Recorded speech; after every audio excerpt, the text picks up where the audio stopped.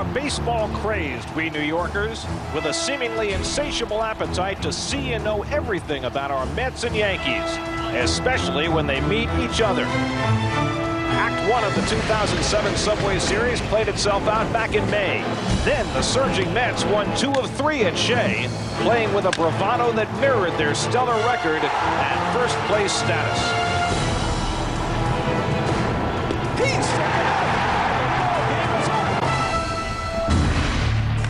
But it's June now, and with summer upon us, it's the Yankees who are riding high. Winners of 9 straight, the Bronx Bombers have a renewed strut after 2 months of struggles. Reyes, Wright, and the Mets. Rocket, Jeter, and the Yankees. Tonight, the Subway Series moves to the Bronx, to the most famous house in our city. New York versus New York, next on the CW11.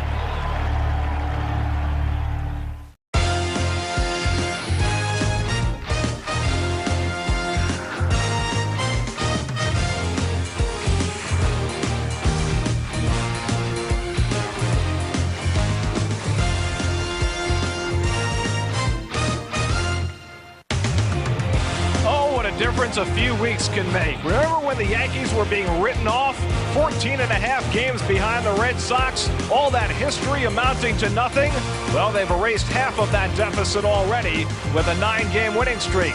The Mets, well, they arrive at Yankee Stadium for their annual visit, having lost 9 out of 10. Still in first place, but other than David Wright, really struggling. Jeter and A-Rod, they've led the Yankees to this incredible run that's gotten them closer to first place. From Yankee Stadium in New York, the CW11 presents New York Mets baseball. Today, the Mets play the New York Yankees. And a pleasant good evening, everybody, and welcome to Yankee Stadium. Gary Cohen, Ron Darling, Keith Hernandez with you tonight as the Mets and Yankees open their weekend series, and the teams couldn't be going in more opposite directions right now. The Mets have lost 9 out of 10, while the Yankees have won 9 in a row. Well, what a difference from the series at Shea Stadium to now. And you saw it right. You can see it right here. The numbers speak for themselves. I'm a little more concerned about the bullpen, Gary, more than anything else on the Met Ball Club right now. And let's face it, this is the first real test that this ball club has had. Last year's September slump, they were blowing the league away. This is still basically a young team, young guys for the first time. It'll be interesting to see how and who pulls the Mets out of this run. Well, it's been an across-the-board failure over these last 10 games, but what's the best way to get back on the beam? Get a will-pitch game, and that's what the Mets got from Oliver Perez the last time he faced the Yankees. Yeah, he's been amazing. The last time he faced the Yankees on May 18th, he really had that good slider. He suffered a little with his control in the first inning, but the problem he's had really in the last couple of starts, he's a guy that knows how to put you away when he gets ahead. His first 8 starts of the year, batters are batting .083 with 2 strikes. Last 2 starts, they're batting .333. So can we dare say it? Maybe Perez is throwing too many strikes. Well, Perez will be opposed tonight by Roger Clemens, his second start since his latest return to the Yankees. And while his overall numbers over the years against the Mets aren't good, the last 3 times he's faced them as an Astro and as a Yankee, he has dominated the Mets. He really has. In 22 innings, he's only given up 1 earned run in 24 strikeouts. 349 wins for the Rocket. Going for .350 tonight as the Mets and Yankees renew their rivalry here at Yankee Stadium. All the action coming up on the CW11 from the Bronx. For his second start of the season, doing his usual routine as a Yankee. He and Babe Ruth communing. And there is the Rocket, 44 years old, and getting set to face the Mets tonight. And here's your starting lineup, brought to you by Toyota, a smart way to keep moving forward. Carlos Delgado DHing tonight, something he doesn't really care for, but Julio Franco getting the start at first base. And you see Carlos Beltran moved up to the 2 spot. David Wright hitting third as Willie Randolph tries to shake this team out of its recent lethargy by moving some things around tonight. Well, Roger Clemens, 349, 178 down. That's plus 171 games. 7 Cy Youngs, 2 of them 18 years apart. 6 times he's pitched in the World Series, an 11-time All-Star. Rocket, I think, considered one of the 3, to me, greatest pitchers to ever put on the spikes. And the Nissan defense brought to you by your local Nissan dealers. Miguel Cairo, the former Met, gets the start at first base. Robinson Cano, of course, second baseman. Jeter, Rodriguez on that left side of the infield. Matsui, Cabrera, Abreu in the outfield, and Posada, who's having probably, along with A-Rod, career years. Clemens made his first start against the Pirates. 6 innings, 3 runs, 5 hits, 2 walks, 7 strikeouts.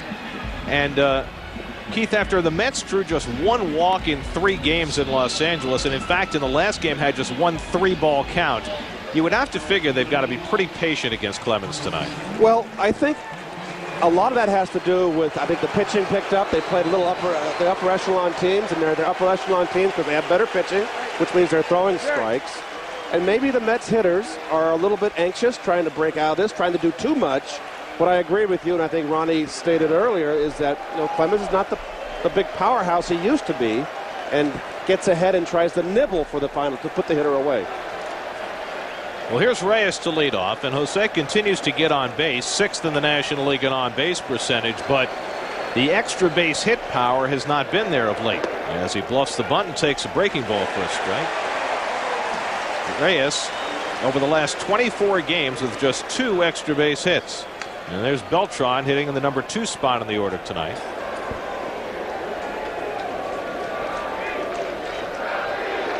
And Clemens works the fastball away, 1-1. Well, with Reyes, he had to go into a little bit of a dip sooner or later. He had a great spring, terrific April, May. It's been 3 months of solid hitting. And, not everybody can keep that up for a full season.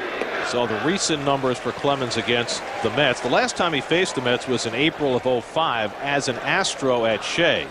And he pitched a tremendous ball game on that occasion. 1 earned run allowed in his last 3 starts against the Mets. Fouled away, and it's 2-2. You have to wonder, though, Keith. Reyes has made such strides in terms of his patience at the plate. Has that had any impact on his ability to be aggressive and drive the ball? No, I still see the same aggressiveness. And after this pitch, I'll go a little detail, Garrett. Hit hard and a base hit for Reyes to lead off the ball game. So Reyes now has a 6-game hitting streak, and he'll set about measuring Clemens' move. Well, Reyes with 32 stolen bases, and you can see he's been stepping a little bit more in the bucket, Gary, and we've watched him over the years, the two of us. And Reyes has a tendency to step in the bucket from both sides of the plate. And when he goes bad, he tends to step more in the bucket, and that throws him off. And I noticed that watching at home on TV on the road. Now that at bat right there, he stayed right in, hardly had any stride. Reyes with 32 steals. He's been caught 8 times. And more importantly, or as important, Keith, one of the themes for the Mets hitters, they got to get that forkball up in the strike zone, and that was a forkball up in the strike zone. Well, Ronnie, you had the great split finger, and you hated hitters that made you get it up. That's right. Beltran lines one into right field, a base hit. Broke his bat, winds up with a hit. First 2 aboard for the Mets against Clemens. Well, I thought Carlos swung the bat pretty good last night. Hit a couple hard luck line drives to left center field. There he is trying to pull a ball away, but there's a good start for the Mets right there. First and second, nobody out. So the Mets trying to get off to a fast start, and their hottest hitter, David Wright, will step in. Wright put in the 3-hole tonight, riding a 15-game hitting streak, the 3rd of his career that long. In fact, Wright is the first Met ever to have 3 separate 15-game hitting streaks.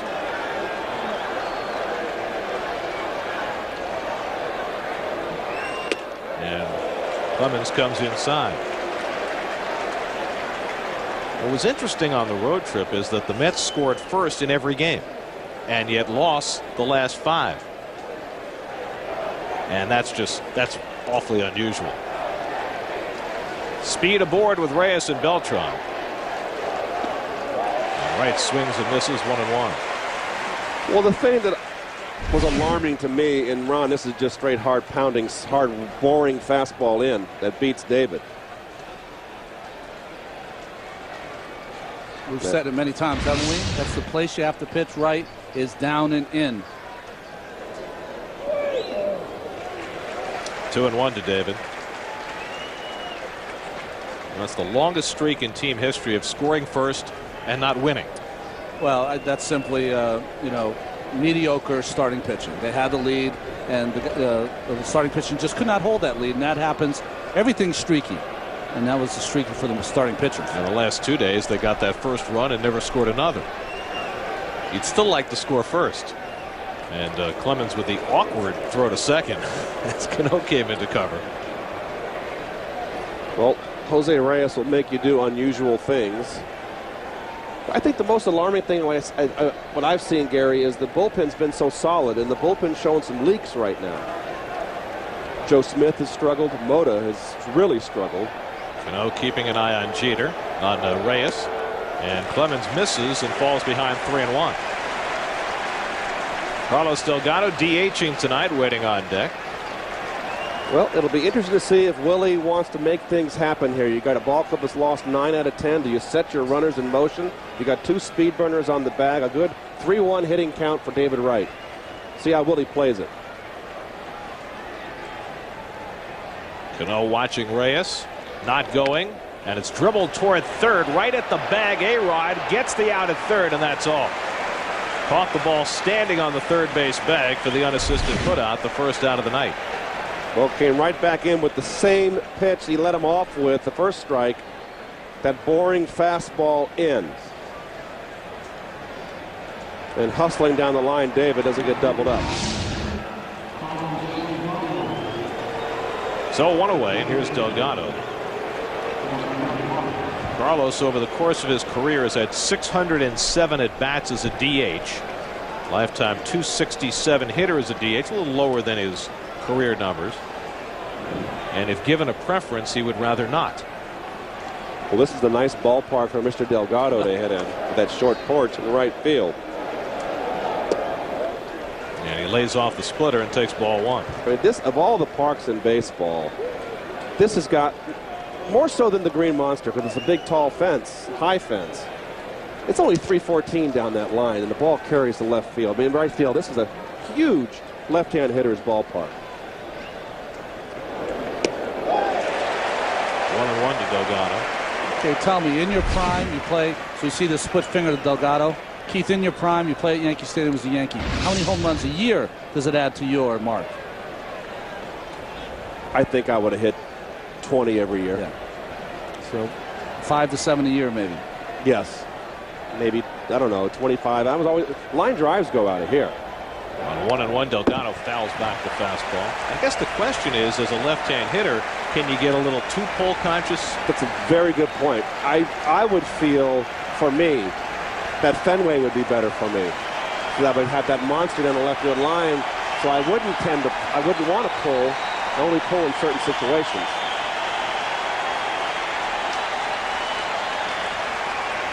Clemens ahead on Delgado, 1-2. Trying to work out a first inning trouble.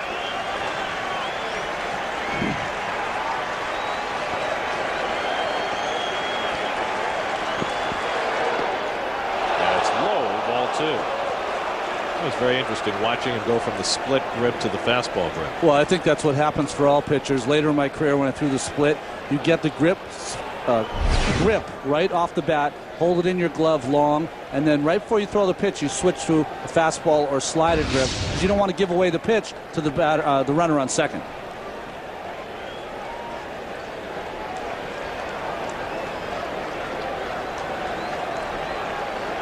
Well, normally pitchers, Ron, have the ball in a fastball grip, correct? And then I think he's doing it to kind of mix it up so that he doesn't get, like you said, not get picked off and tip his pitches. Now it goes the other way. And the splitter, swung and miss, strike 3. 2 out. Well, you're right. It's interesting. He starts at split, goes the fastball back to split, just so Beltran can't read it. Good pitch to Delgado. That pitch stayed away. Didn't move too much, but enough speed taken off of the pitch. Delgado out front. And it's been a struggle for Delgado. And I thought Gary, he was on his way after that series in Florida. And he seemed to have just gone right back after that series, back to square one. It's just been a real mystery season for Delgado, who has been one of the great hitters throughout his career. So now after getting the first 2 men on, the Mets have 2 out and 2 on, and Paul Lo Duca, who has hit a little bit of a skid, 2 for his last 17, and he takes the splitter in the dirt, 1-0. Well, I tell you, if I was Beltran, the runner at second, with LaDuca up, who shoots a lot of balls to right field, you got to make sure you get a good lead. I know Abreu does not throw that great, but Yankee Stadium, you're playing so close in right field. Well, all their outfielders, you can see, are playing shallow. Well, LaDuca has been a singles hitter this year. Just 9 of his 61 hits have been for extra bases. And he's been in a little bit of a funk. And Clemens misses 2-0. Paul has gotten away from his level swing on the high pitch. He's been uppercutting on that high ball and hitting a lot of balls in the air, and he's a line drive hitter. Last year he was very, very disciplined with that level stroke, and he's his swing is getting a little bit away from him, and that's why he's slumped right now. Sean Green waiting on deck. 2-0 to LaDuca with 2 on and 2 out. And Paul rockets one down the left field line, hooking, foul. And he's been looking to turn on some balls this year, and he turned on that one and just hit it foul. Well, I've thrown a lot of these hanging split fingers. And what they do is they really just sit on that inside part of the plate like they're on a tee, and LaDuca just a little too quick. LaDuca with 3 home runs this year.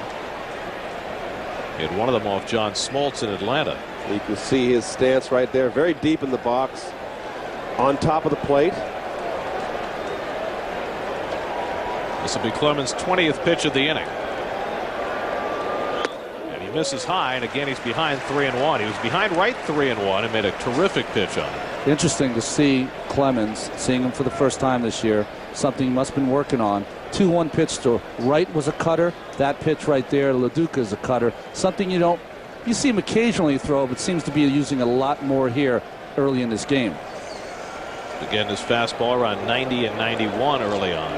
3-1 to LaDuca. Hit hard down the line. That's a foul ball. So LaDuca just barely missed a couple of extra base hits.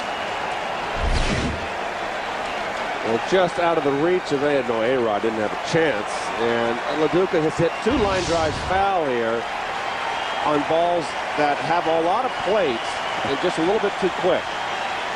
Did you see LaDuca smirk like, you got to be kidding me, hitting 2 balls hard like that? But isn't that how it goes when you're in a slump? So true.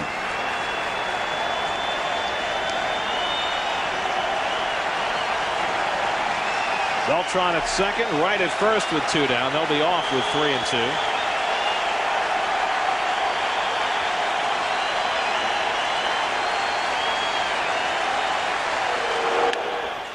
Ground ball to Jeter, and he throws out LaDuca to end the inning.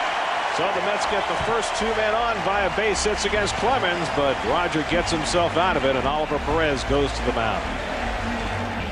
Oliver Perez trying to beat the Yankees for the 2nd time this year. The Toyota starting lineup brought to you by Toyota, a smart way to keep moving forward. Alex Rodriguez just tearing it up. 25 home runs, 68 runs batted in to lead everybody with almost 100 games to go.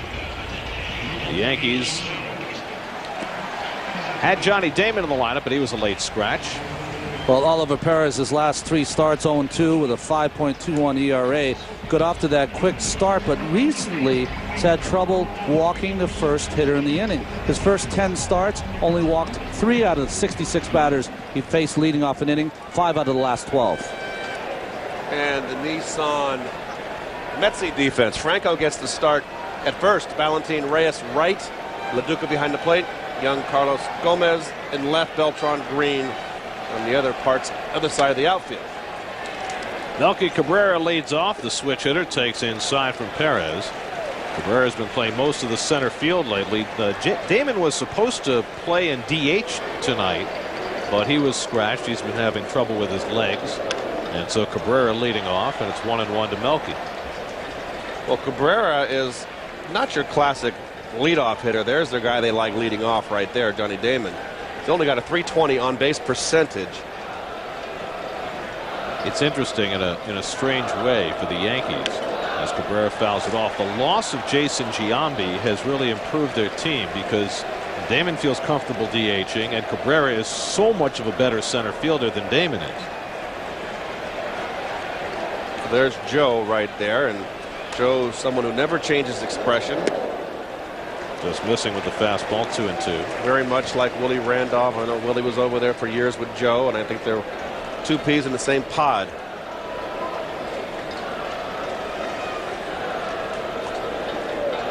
Well, both managers have gone through some rather hefty losing streaks this year. Torre back early in the season. If you look at Joe's managerial career against the Mets, of course, he also managed for the Mets in the 70s. 3-2 to Cabrera, fouled it back. Interesting, though, right, Keith? You saw that graphic, 90 and 72. That's a full season, 162 games. Well, it's interesting in the papers you read about Joe. When was the turning point? And the press tried to make a lot out of the team meeting that Joe had, and basically told the guys to relax. Chopped to short. Big hop for Reyes. And he throws out Cabrera, one away. And Willie has kept a very calm outward demeanor. He's been joking around, kind of making light of the panic that is inherent in a lot of the questions that he's asked. Like tonight, he said, well, we're going to go start a fight in a very joking fashion. And, you know, I think that it's important for any manager to project an air of calm. And both those guys do. Well, both managers are greatly respected by their players. Derek Jeter having a fabulous season, and he takes ball one. You know, Keith, isn't that the point, though? As a manager, we are not down there. He's there every day with those guys. He has to know his customer, has to read his team. Some teams take a quick kick to the butt, maybe, and some teams you just have to be patient with. So you have to read your own team. And that's the hard thing about managing. It's not the X's and O's and what you do in the course of a game. It's getting the most out of your 25 players and 25 different personalities. Jeter lines a base hit. Doug Jeter, who came into the day 10th in the American League in batting, now it's a 10-game hitting streak. Well, fastball in, and it is in, and he just turned on it, and look at that beautiful level swing on a belt high inside corner fastball. Now, Perez, I've always said it, and Ron, correct me if I'm wrong, he's given up 9 home runs to right-handers. Yeah. He has to really, really stay focused. He cannot make a mistake to right-hand hitters. He can't drop down sidearm too much and flatten that curveball, the slider out. And he's got right-hand hitters that are on his team in Posada, Jeter, and A-Rod, who are red hot. Well, here's a left-hand hitter who has found himself. Last time we saw Bobby Abreu, he was going through the worst slump of his career. But he has really turned it on the last couple of weeks, coinciding with this Yankee hot streak. Well, the first time the Yankees came into Shea, the first game, he was on the bench. That's how bad he was going. That was against Oliver Perez in that Friday night game. Perez won that game 3-2. Gave up the only home run he's given up to a left-hand hitter in that game, Hideki Matsui. But Abreu's been rollicking, and he's much more the player we're accustomed to seeing from his days with the Phillies. 13-game hitting streak right now. Drawing tons of walks. Look at the on-base percentage over the last 22 games, .453.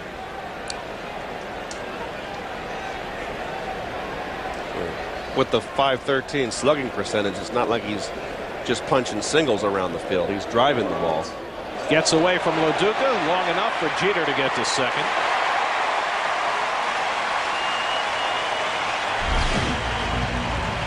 Well, we've always said, excuse me, Ron, that what a great player Jeter is and what a heady player. That's a tough play for LaDuca.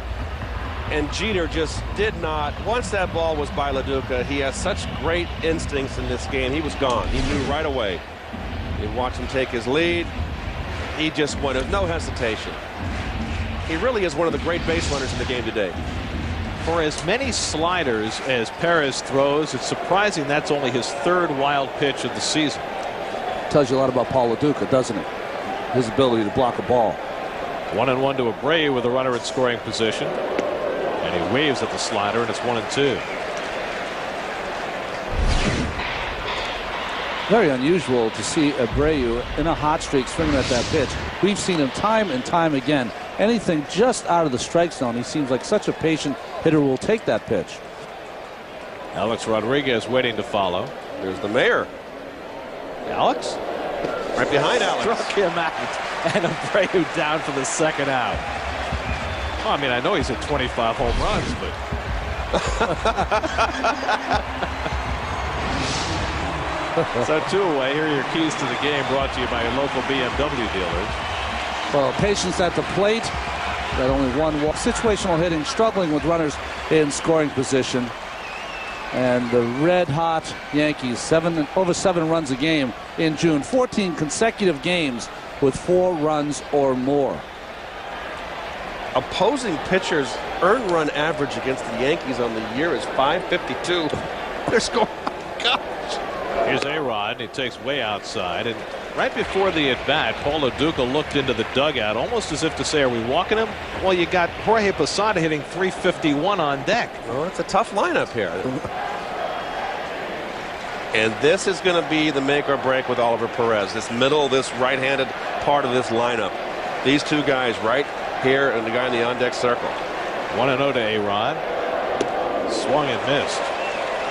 But isn't that what makes a great lineup? It's the give and give. It's this high fastball is thrown by A-Rod.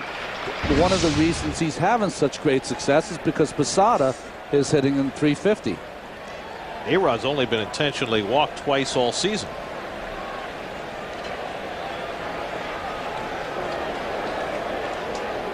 On 1-1, A-Rod takes a fastball for a strike. And it's 1-2. 94 miles an hour on that heater from Perez. And that's the beauty of the game right there. And that's what I like this from Oliver Perez. Is a red-hot hitter. Fell behind 1-0. 2 straight gas attacks. Not afraid.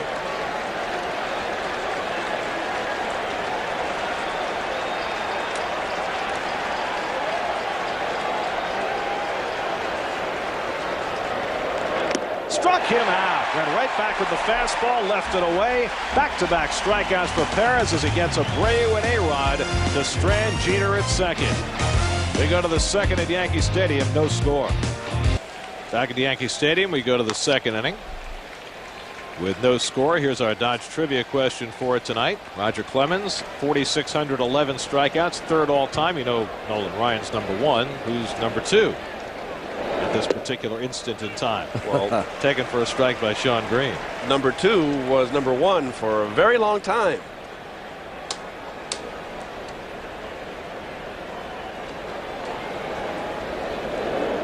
And Green takes inside 1-1. Well, #2 better watch out, because he's not going to be #2 probably by the end of tonight. Jose Valentin on deck. And then Julio Franco in the second. And Green pulls one down to first. Handled by Miguel Cairo. 1 away.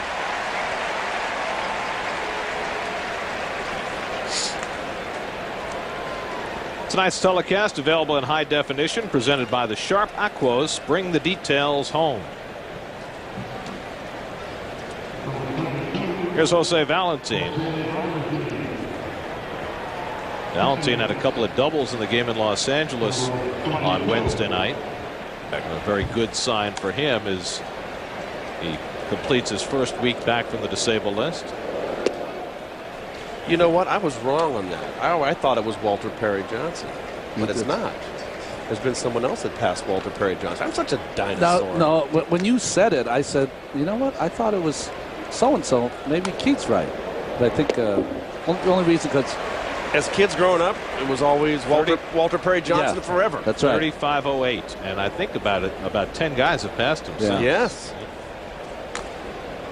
Was he the Big Train? Was he called the Big Train? Big Train, Walter Johnson, the king of the Washington Senators. There's a strike to Valentin, 1-2.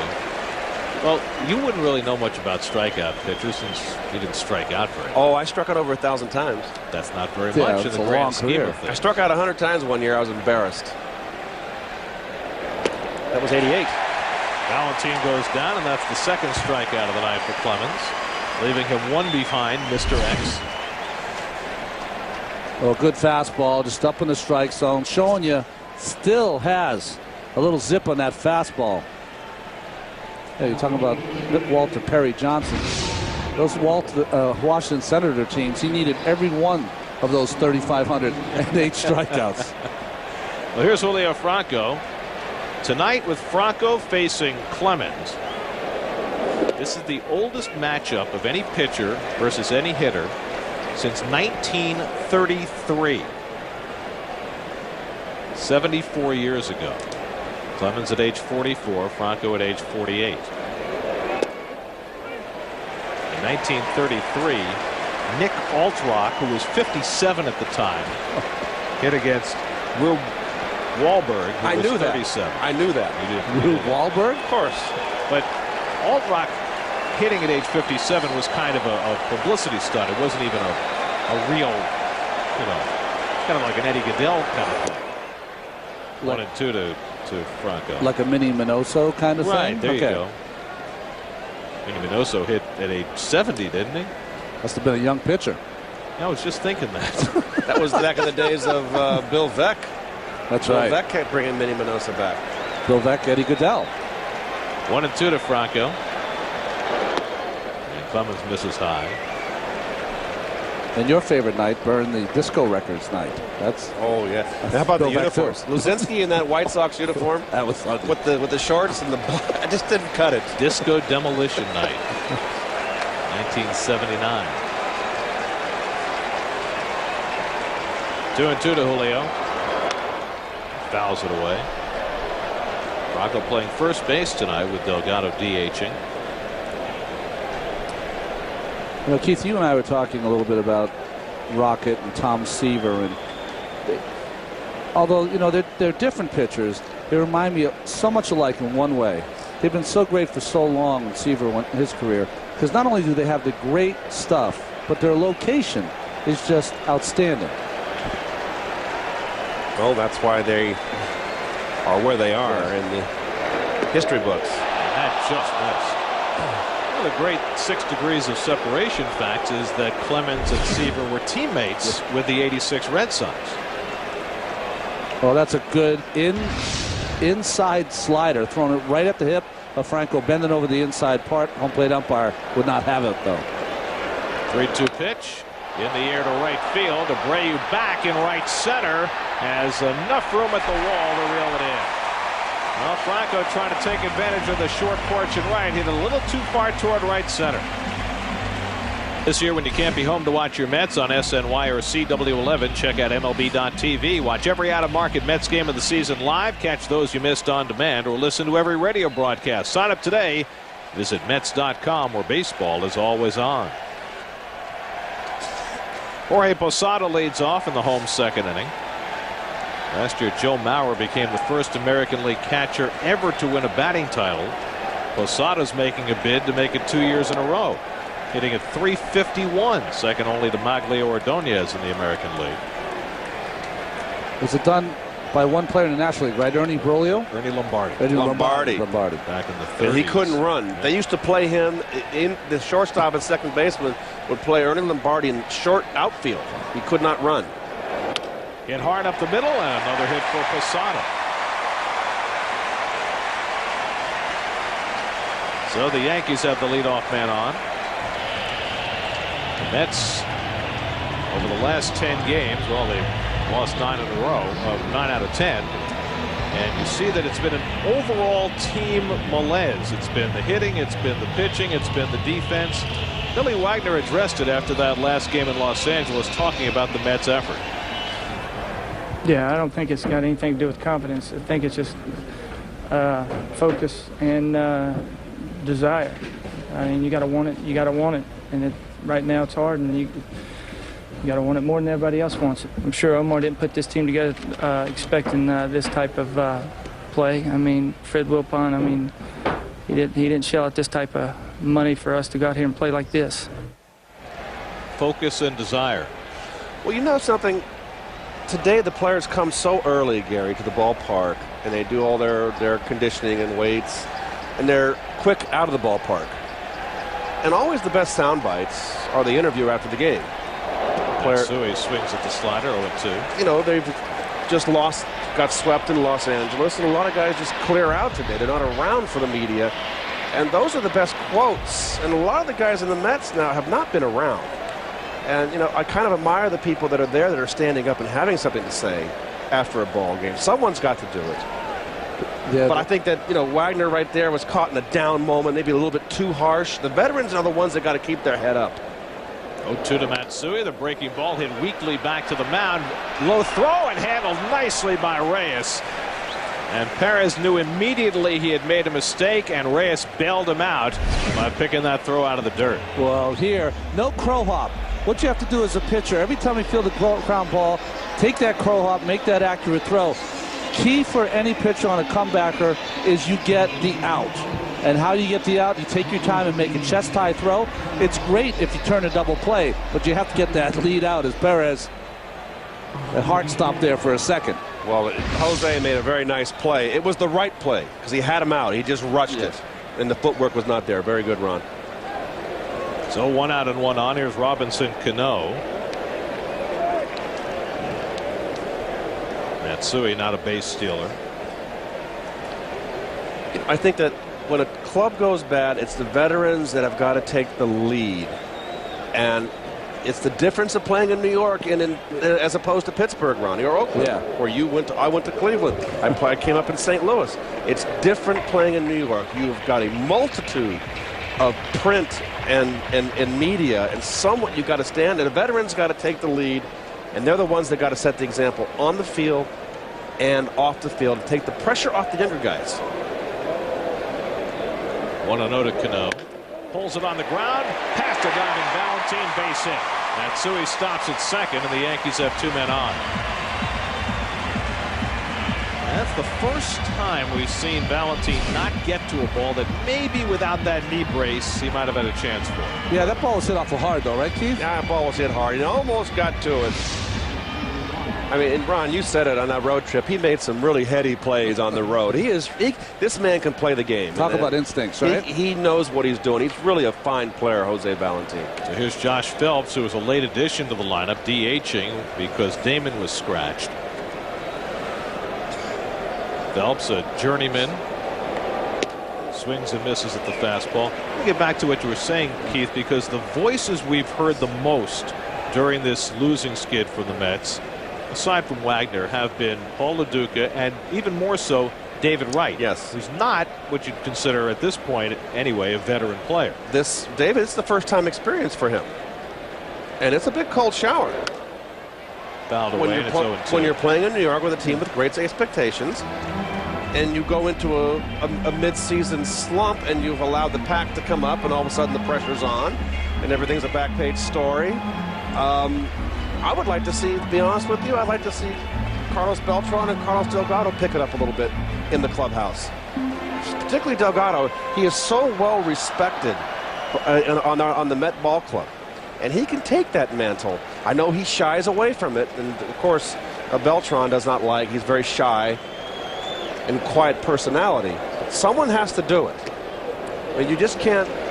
You're going to have 15 to 20 members of the press after a ball game, and you just can't go back, take a quick shower and get out, or go back into the back room and have a soda pop. Well, I think that's more that it's that more than anything else. Guys who hide rather than guys who are necessarily leaving early before the media gets there. Breaking ball, pulled, foul. I'm not saying that Beltran and Delgado are hiding, but for some reason they've shied away from the press, and I just think part of being a leader of a ball club is obviously how you come and perform and go about your business, even when the club is going bad. And someone has to take the lead. Delgado has the most experience outside of Franco here of all the regulars. Has the most time in the big leagues. 2-2 to Phelps. Well, I guess what we're saying that some people choose not to be leaders of the ball club, and secondly, I think there's what you're saying, Keith, to me sounds, and I think this is so important. It's accountability factor in this town that you don't have in any other town. You really have to. You got to be accountable here for how you play. It's as simple as that. People demand it. And I think when you talk about leadership, I think you're talking about two different things. Being a leader on the team is one thing, and being accountable to the media is something else. As Phelps goes down, 2 away.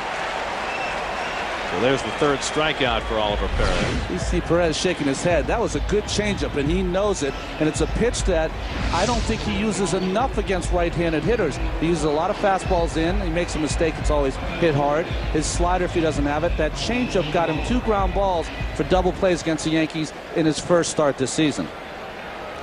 So here's the veteran Miguel Cairo, the former Met, hitting 9th in the order. First base is something of a crapshoot for the Yankees right now, with Doug Mientkiewicz out for the long term. And not to beat a dead horse, I'll just make this point real quick, Gary. I noticed last night when Reyes hit that ground ball off of Penny's back in his last at bat, and he showed his frustration, which is normal. And Jose runs everything out, and he got halfway to first base, knew he was out, and he kind of put his head down and kind of. He, of all people, can't do that. He has to be the Energizer Bunny all the time for this ball club. Tough play, and Wright's going to have to put it in his pocket. An infield single for Cairo, and the bases are loaded for Melky Cabrera.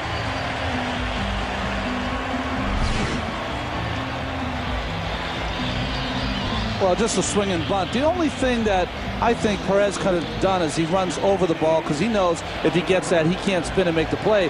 You might be able to go down as a pitcher, grab the ball, toss it to right, and maybe have a shot to get him to first base. But, I mean, that would be an impossible play. So Perez with a big spot here. Bases loaded and 2 out, and Melky Cabrera the batter. Cabrera bounced out to short his first time up. No score, we're in the second. And the slider in for a strike. Would that have some break on it? Matsui at third, Cano at second, and Cairo at first with 2 down.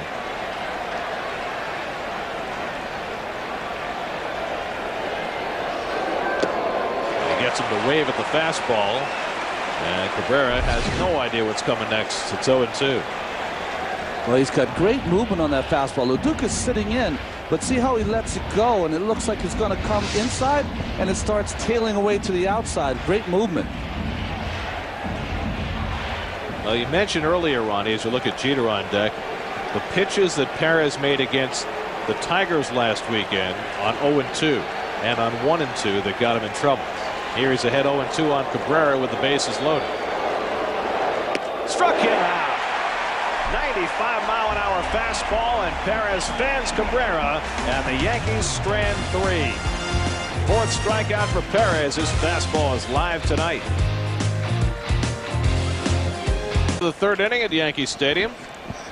Mets and Yankees no score, and Roger Clemens facing Carlos Gomez to lead off in the 3rd, and Gomez takes a strike. Gomez getting the start in left field. A little surprising tonight with the right-hander on the mound.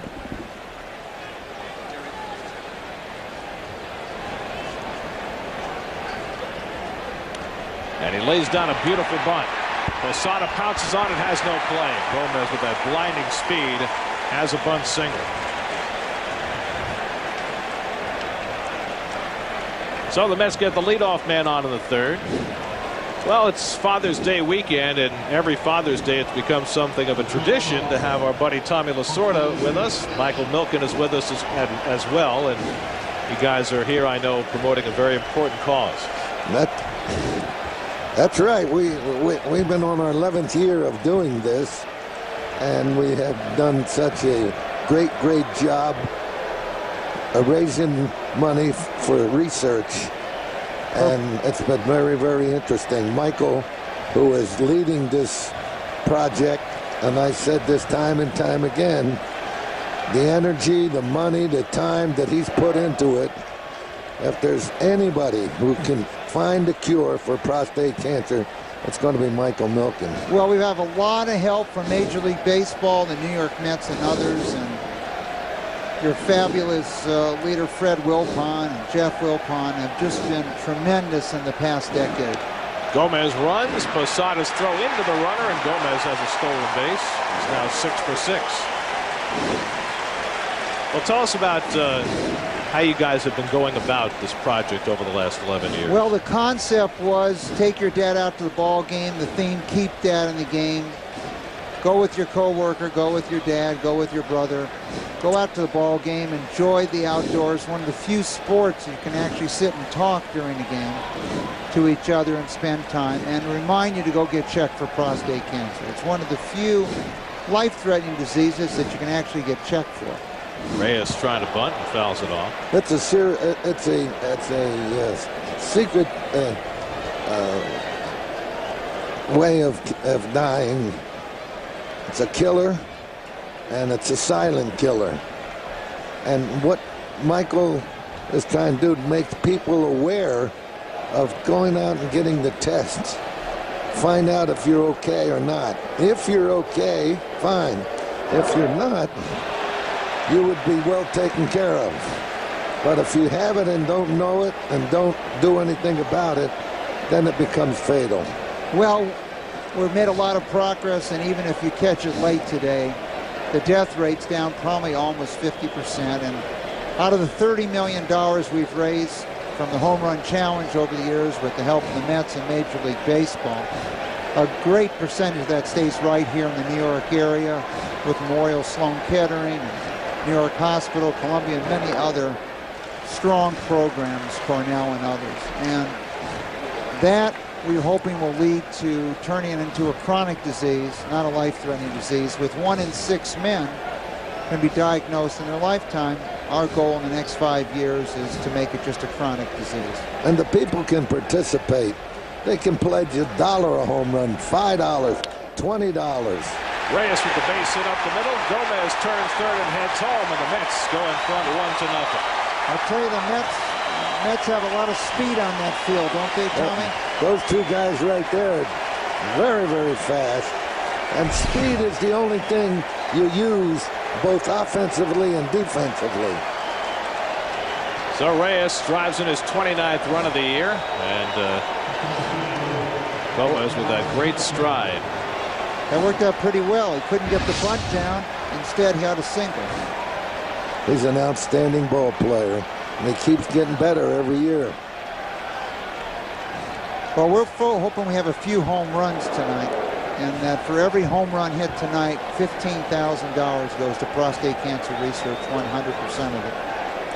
And we're looking forward to Father's Day this year on Sunday, which will be right here when they're all wearing their blue, to remind everyone to go get checked. This is also a period of time when a lot of men go get that simple blood test for prostate cancer because of the awareness that Major League Baseball and the Mets and others have brought. If they want to pledge, all they have to do is call 800-798-CURE, C-U-R-E.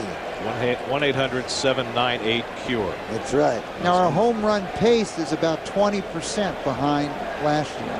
How come you think we're hitting less home runs in major leagues this year? Don't ask. Beltran had a base hit his first time up. Well, you guys are doing a great job raising awareness for prostate cancer research and doing a fabulous job raising money for the cause. And I know you're making the rounds here tonight. So we couldn't do it. We couldn't do it without the major league clubs participating in this. They have been just great. Reyes runs. It's a pitch out, but Posada's throw is high, and Reyes has the stolen base. He can fly, that guy. Yes, he can, Tom. He has just turned into one of the fine players in baseball today. I saw him play in the minor leagues. I went down to be with our Savannah team, and he came in to play a 4-game series. He did everything outstanding. I came back and I said to our people, you get a chance, make a deal for this guy. He's going to be a star. How many times has he been caught this year? He's been caught only, 8 times? Eight times. 33 stolen bases now, caught 8 times. Wow. He stole that one on a pitch out. Yes, he did. He's done that more than a few times this year. Now, last year we got to see all 30 teams play in a 15-day period of time. Beltran goes down looking, and that's the first out of the inning. Well, I want to thank you guys for coming by. It was great having you here. Appreciate it. Good to see Tommy, you again. Michael. Always good to see Tommy, you, great buddy. to see you. And don't forget your wristbands on Father's Day. Are they all Dodger blue? Show the there they No, it's not Dodger blue. It's baseball blue. Not Dodger blue. Great job, guys. Thank you. Good luck. Good to see you, Michael. David Wright grounded into a force play his first time up. Started the night with a 15-game hitting streak. And he takes low in a splitter, 1-0. Mets have scored a run here in the third using their speed. Gomez with a bunt single, a stolen base, and coming home on Reyes' hit, and then Reyes stealing second off Clemens, who last year gave up 14 stolen bases in 16 tries while pitching for the Astros. And Clemens misses away 2-0.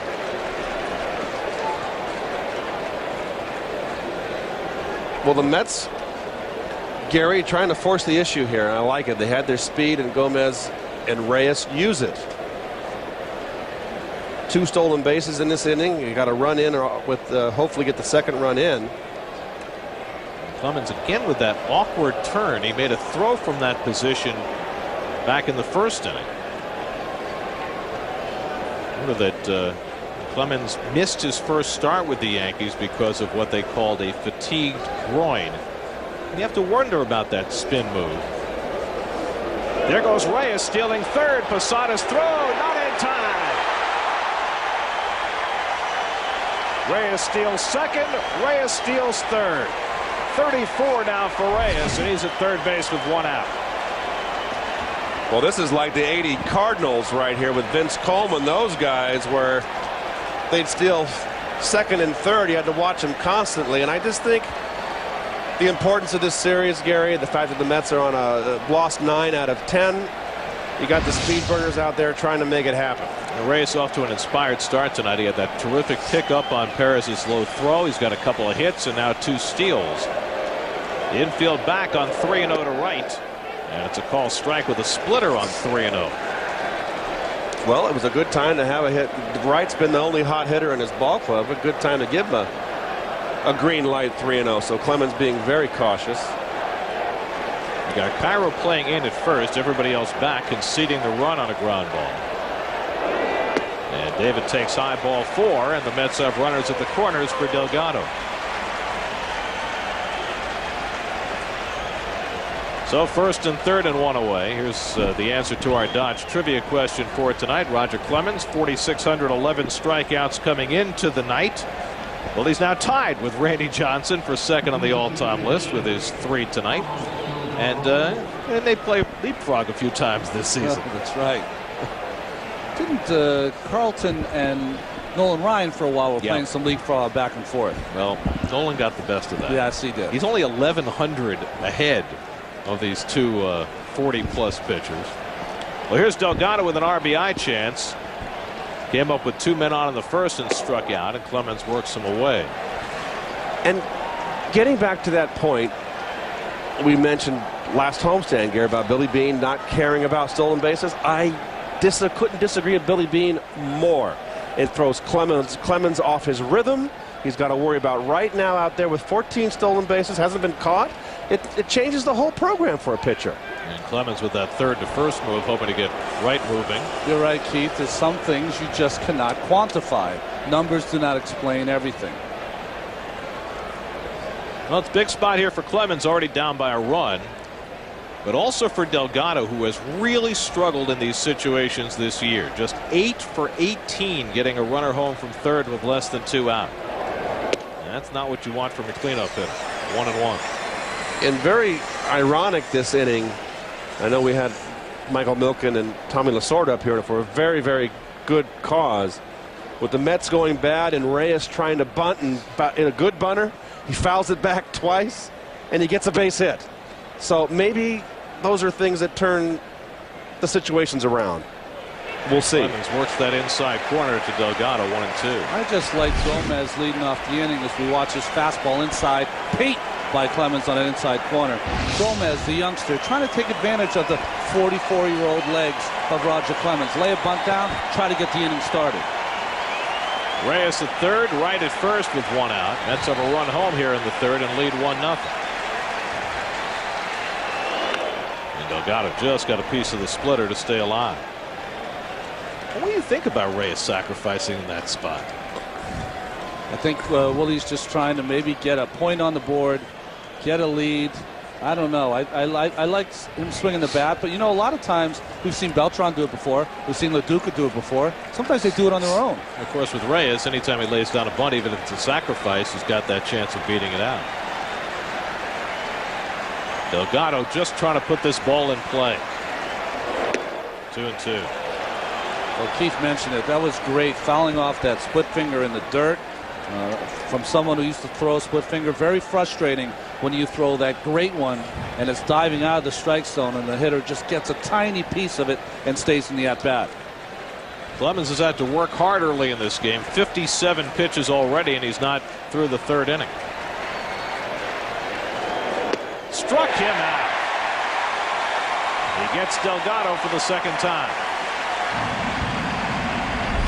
Well, the fourth strikeout for Roger here, and it's just a straight fastball up and out over the plate. And Delgado again swinging under and through. He has just had a tough time. You know, we've seen him take that pitch up and away in the strike zone and hit it in the other way, but not with consistency. So now it's left to LaDuca. Well, the Mets have stolen 3 bases in this inning, had 2 hits and a walk, but unless LaDuca can do something with it, they'll have to settle for just 1 run. LaDuca bounced to short his first time up. And again, Clemens thinking maybe he can get right. Moving on the first move.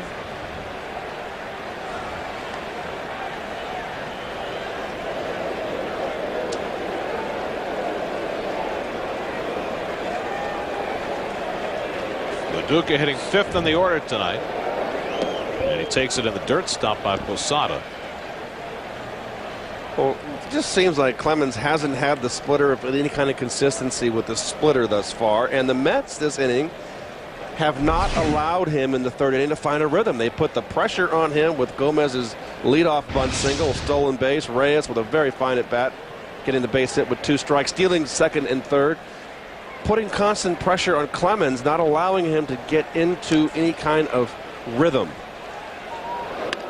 Bouncing ball to Jeter, and he gets the play to second for the force and limits the damage in the third. Mets steal 3 bases, get 2 hits and a walk, but just the 1 run. They lead 1-0.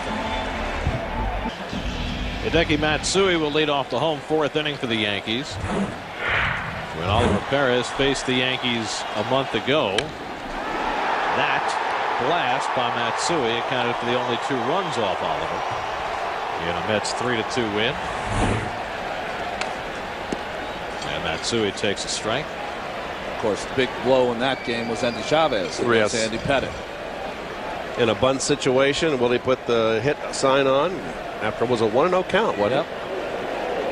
I really felt that when the Yankees were struggling back then, that this was the guy they missed the most right here, Matsui. He can play. Yeah.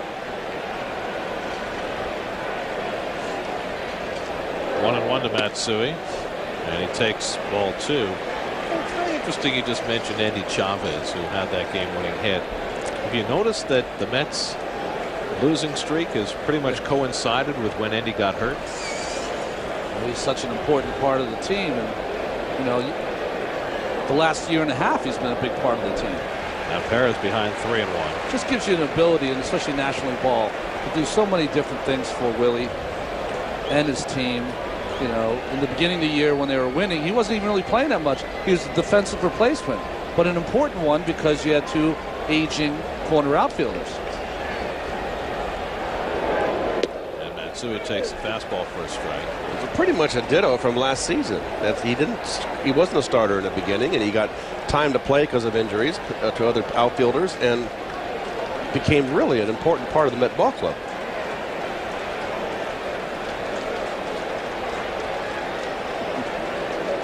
Is shaken off. 3-2 pitch, too high, and he walks the leadoff hitter. Second walk given up by Perez, and so the Yankees have the tying run aboard.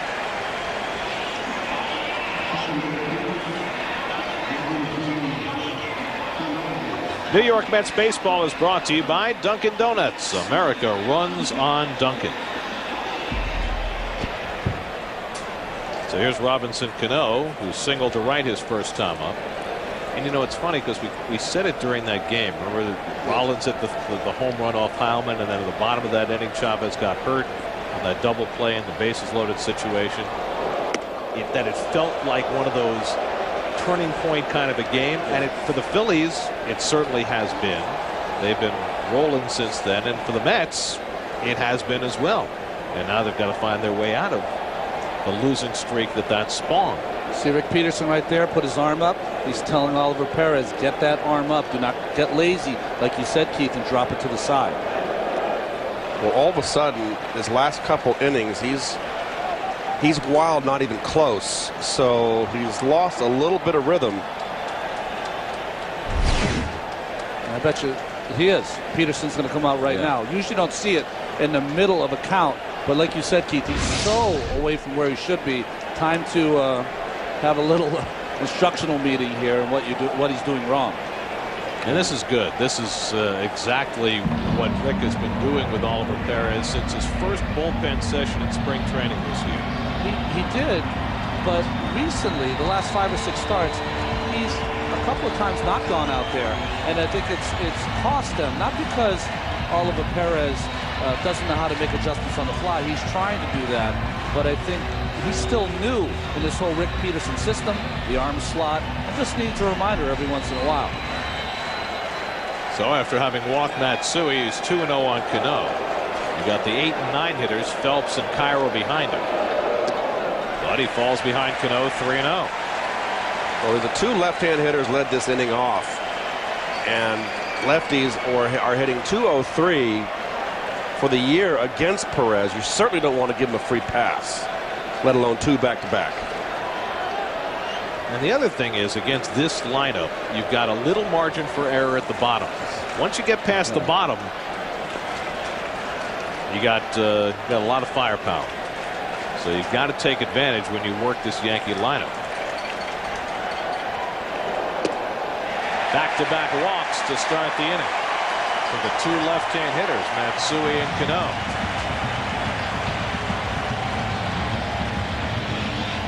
So now Josh Phelps, the number 8 hitter, will come up.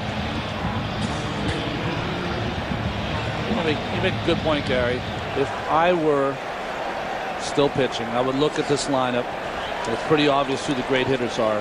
I'd have to say to myself, Cabrera, Phelps, and Cairo have to take an over tonight. Got to handle those hitters. Those are 9 or 12 of my outs I'm going to have tonight. Phelps takes the fastball high. Phelps struck out his first time. But if you're not in the strike zone in this Yankee team, you've seen it for years, they're going to make you pay by waiting you out. And, Rick Peterson looking like he's getting a little impatient.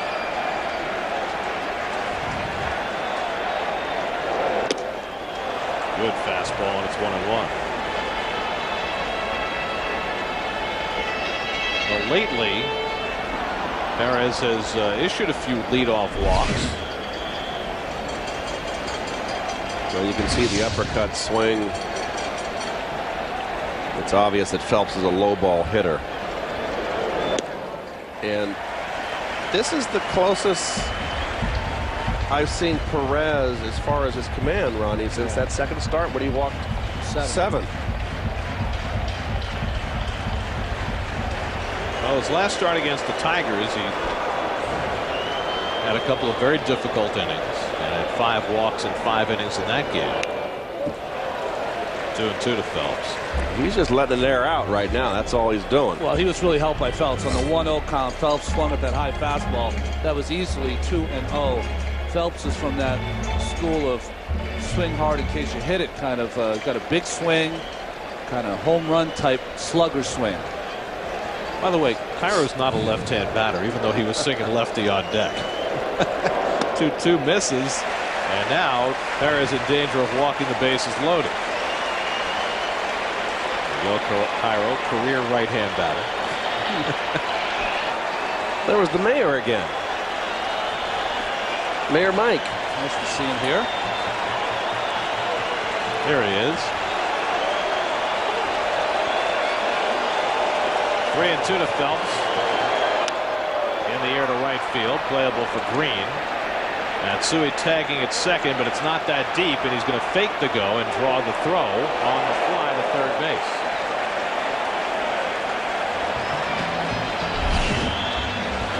Well, Sean Green here, his ball's hit shallow, and Matsui does the right thing and bluffs, forced the throw, almost could have thrown it away. Missed the cutoff man. here you have to be very careful, though, because if it does get away from the third baseman, even if the pitcher is backing up, there's such a short distance between the bag and where it can go into the stands. Very hard for the pitcher to react. So now Matsui and Cano remain on second and first, and here's Miguel Cairo, who had a swinging bunt single his first time up. Mets would love to turn two here as the slider's in for a strike. That was almost like a get-me-over slider, wasn't it, Ronnie? Which is all right. That's all right if that's the first pitch. But after that, he's going to have to get a little more tilt on it. He really is coming underneath that slider right now this inning. Yamamoto springing to work in the Mets bullpen. There is up to 70 pitches working in the fourth inning. In the air to left field, hit pretty well. Back toward the corner, Gomez at the wall, and he makes the catch. Back to second, the throw is in time for the double play. What a play by Carlos Gomez. Going right to the fence on this fly ball by Miguel Cairo. He took a home run away from him, and then he doubles Matsui off second base to end the inning. 7-4 on the double play. 1-0 Mets. Well, Carlos Gomez will lead off the top of the fifth, but he kept his cool here, battling the Yankee fans in the left field corner. Not sure if that had been a home run. It's close. But Matsui makes a terrible base running blunder here, getting caught up too far. All he had to do was get 3/4 and stay planted. The ball drops. He walks home. If it's caught, he gets back. But that just bailed out Oliver Perez. Carlos Gomez, who had a bunt single, stole a base and scored a run in the third. Well, the bench you can see right there. That's a big play. Would have been very interesting had that fan reached out a little bit further. Yeah, lucky Jeffrey Mayer is not here. Well, we almost had another Jeffrey Mayer. It's got to be tough, though, to go back with those fans reaching out like that and keep your concentration, no? It's a distraction. You know, my only experiences with it are pop-ups down the first base line. And if you got fans reaching over, it is a distraction. Your focus is on the ball. And just a really nice play. I think you're right. It was not going to be a home run, Keith.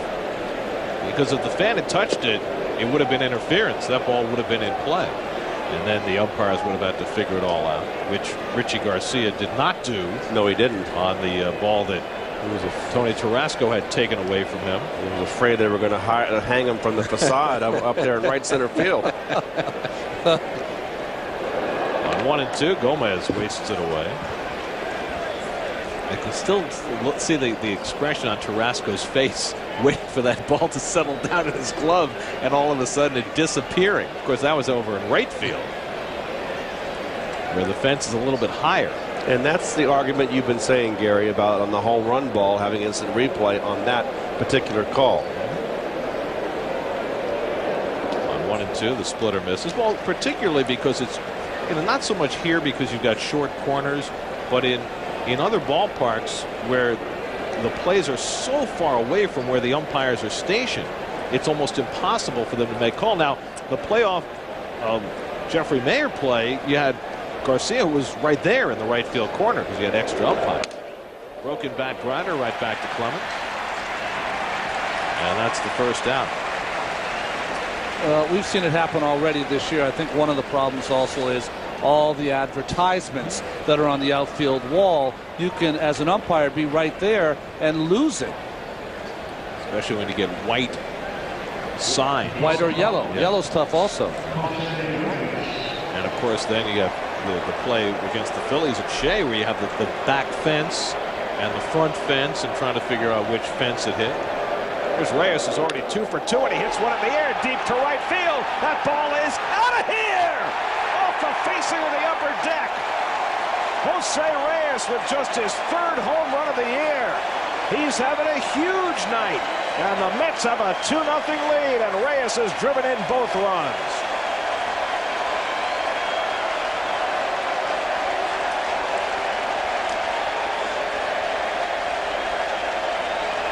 Well, we mentioned earlier how few extra base hits Reyes has garnered lately.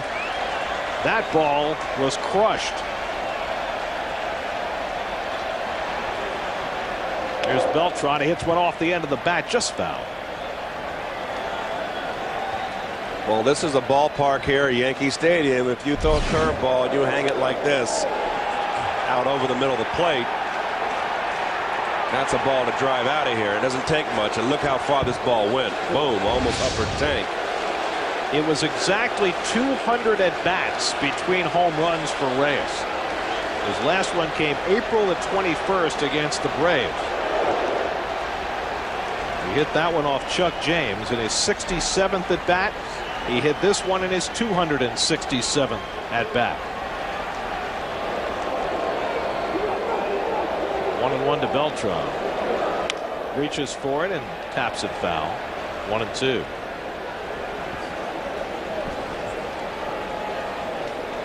So David Wright, who's been the only hot hitter in the lineup tonight, it's been Reyes. 3 for 3, 2 stolen bases, 2 RBIs, and his first home run in nearly 2 months.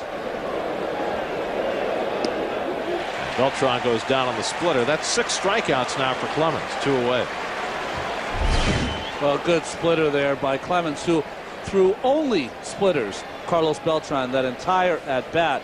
Usually Roger will feature some fastball inside to the left-handers. Has not done a lot of that in tonight's ball game, but pitching a fine ball game. 4 2/3, only a couple of runs. Here's David Wright.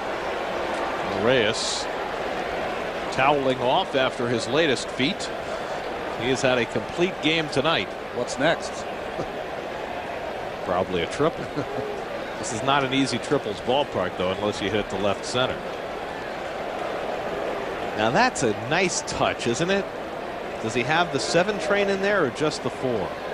I see the 1. I took the 4 up today. Yeah, the 4 I see. The 1. The A, C, and E. I don't see the 7. No 7. 7's down lower. Well, it should be off to the right somewhere. That's right. Queens. He's prejudiced. But it's a nice touch, I have to say. David has grounded into a forced play and drawn a walk tonight, 0 for 1.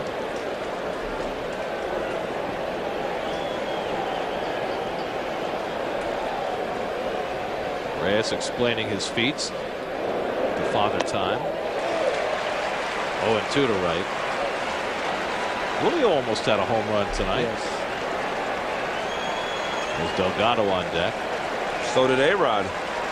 He just missed one. Right about the same spot. 0-2 to right. Lays off the fastball. 1-2. Tomorrow afternoon in game 2 of this series, Tom Glavine tries again for win number 296, and the rookie Tyler Clippard will face the Mets for the second time. Splitter bounces away. 2-2. Clippard made his big league debut on that Sunday night against the Mets at Shea and pitched a terrific game in getting the Yankees their only win in that series. He's struggled a bit since then, despite that 3-1 record. He was throwing 3 pitches for strikes that night. His good curveball, and I was really impressed with his changeup for such a young pitcher. El Duque comes back to the stadium Sunday night against Chen-Ming Wang. Fouled away by Wright. Roger has stayed away from David here now since he got ahead 1-2. Just wondering. He got him out the first inning with that fastball in. See if he goes back into the well there. Up to 84 pitches now here in the 5th inning. Hit hard toward the middle. Past Jeter, base hit. And that extends David Wright's hitting streak. It's now at 16 games.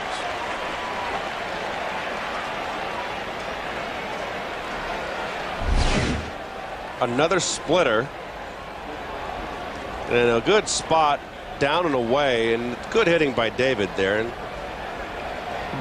good balance off the end of the bat, but he stayed back nicely. Keith, you made a good point there, that if a pitcher doesn't go inside on a hitter after he's got him out in the first inning, that tells you he doesn't like his fastball that much to go with all those breaking balls. If he had thrown one fastball inside, that might be a ground ball to short instead of hit hard enough for a single.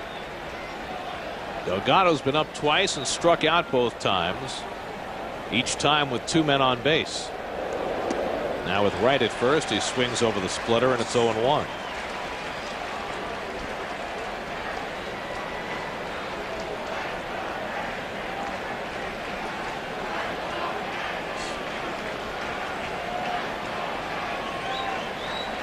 Mets have already stolen 3 bases against Clemens tonight.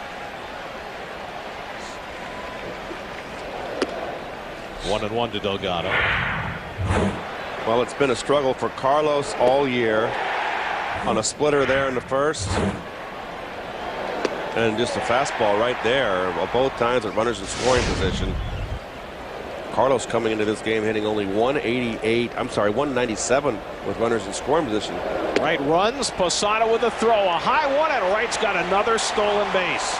He is now 15 for 15 to start the season, and the Mets have their 4th steal of the night. Well, a bit surprised that Roger kind of forgot about David here. And this was a good time to steal right here, despite the fact that Delgado's up. There's 2 outs, get in scoring position. And the way that Delgado's going, you can't treat him right now like the cleanup hitter that he is.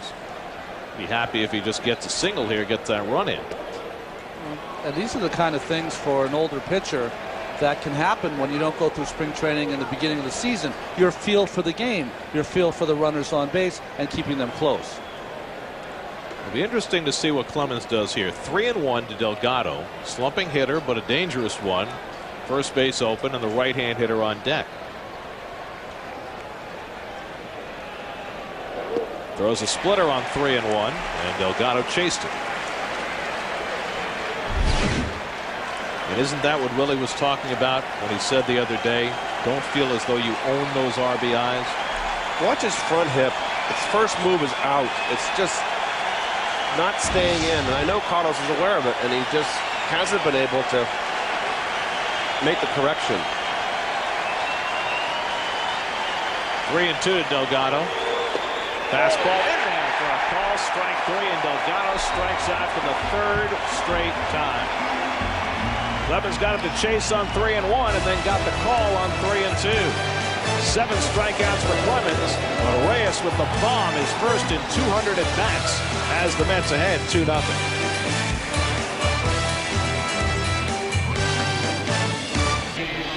This week's Mets CW11 poll question brought to you by NYPD Recruitment. Apply now for the next exam at NYPDRecruit.com or call 212-RECRUIT. Will the Mets meet the Yankees in October? Log on to CW11.com to vote, and then tune in tomorrow for the results. Melky Cabrera takes a strike as Oliver Perez starts the 3rd time around the Yankee batting order, working with a 2-0 lead. Cabrera's bounced out and struck out. And he reaches for one and fouls it off, and Perez ahead 0-2. In between innings, you and I were talking about it, weren't we, Gary, that this is a huge inning for Perez. You want to put a 0 up and keep the momentum in the Mets dugout. You're facing the top of their lineup, which is as good as any in baseball. And you just want to, and you want to try to have a low pitch count, because his pitches are up there and he wants to try to get deeper into the game. Makes it easier for the Mets bullpen. Just threw his 74th pitch of the night. He misses with the fastball. 2-2 to Cabrera. This is a vital hitter for Perez. He walked the first 2 hitters in the 4th, got a little fortunate with the fly ball double play, but you got Jeter, Abreu, and A-Rod up behind Cabrera. It's a vital inning. Popped it up. And he helped him out with a high fastball. Good start as Beltran comes in, and Perez gets the first out here in the bottom of the 5th. The Cyclones are Brooklyn. Secure your tickets for the opening week of the Cyclones 2007 season today at brooklyncyclones.com. It's a hot ticket. Get it now. Here's Jeter. Single to left, fly to left, 1 for 2. And you're right, Keith. Helped him out with that high fastball. Johnny Damon, consummate leadoff hitter. He takes that for a ball. Does not swing at that pitch. Jeter with his hit tonight has a 10-game hitting streak going. And he punches that one foul. Well, the Yankees during this hot streak have been averaging over 7 runs per game, but Oliver Perez has held them in check so far as Bobby Abreu waits to hit next. Perez trying for a bounce-back performance after a difficult one in Detroit last Saturday. 1-1 to Jeter. Eric will turn 33 next week. Baseball excellence. offensively getting better. Yeah. Little tapper. Valentin has to hurry in. Uses the glove, makes the throw, got it. 2 out. Well, nice play by Valentin. He should make this play. He knows he's got to hurry with Jeter. You can see him check the runner right there, knows how much he has to rush, but he knows right from the get-go that he hasn't got much time. And a big 2 outs for Perez here, who the last 2 innings has been a little bit on the wild side. Keith, nice classic play, too. In this day and age where everyone wants to field the ball with the bare hand, 2 hands with a quick exchange. So Perez has a chance for his first 1-2-3 inning of the night. And he struck out Abreu in the first. Then threw strike 1 to him in the third, but then couldn't throw another strike. Well, it's just interesting that of his 3 walks, they've all been the left-handers. 1-1 to Abreu. So check out our pitcher's high speed, brought to you by Verizon, working for you. Perez up to 95 on a couple of occasions tonight. Clemens at 92.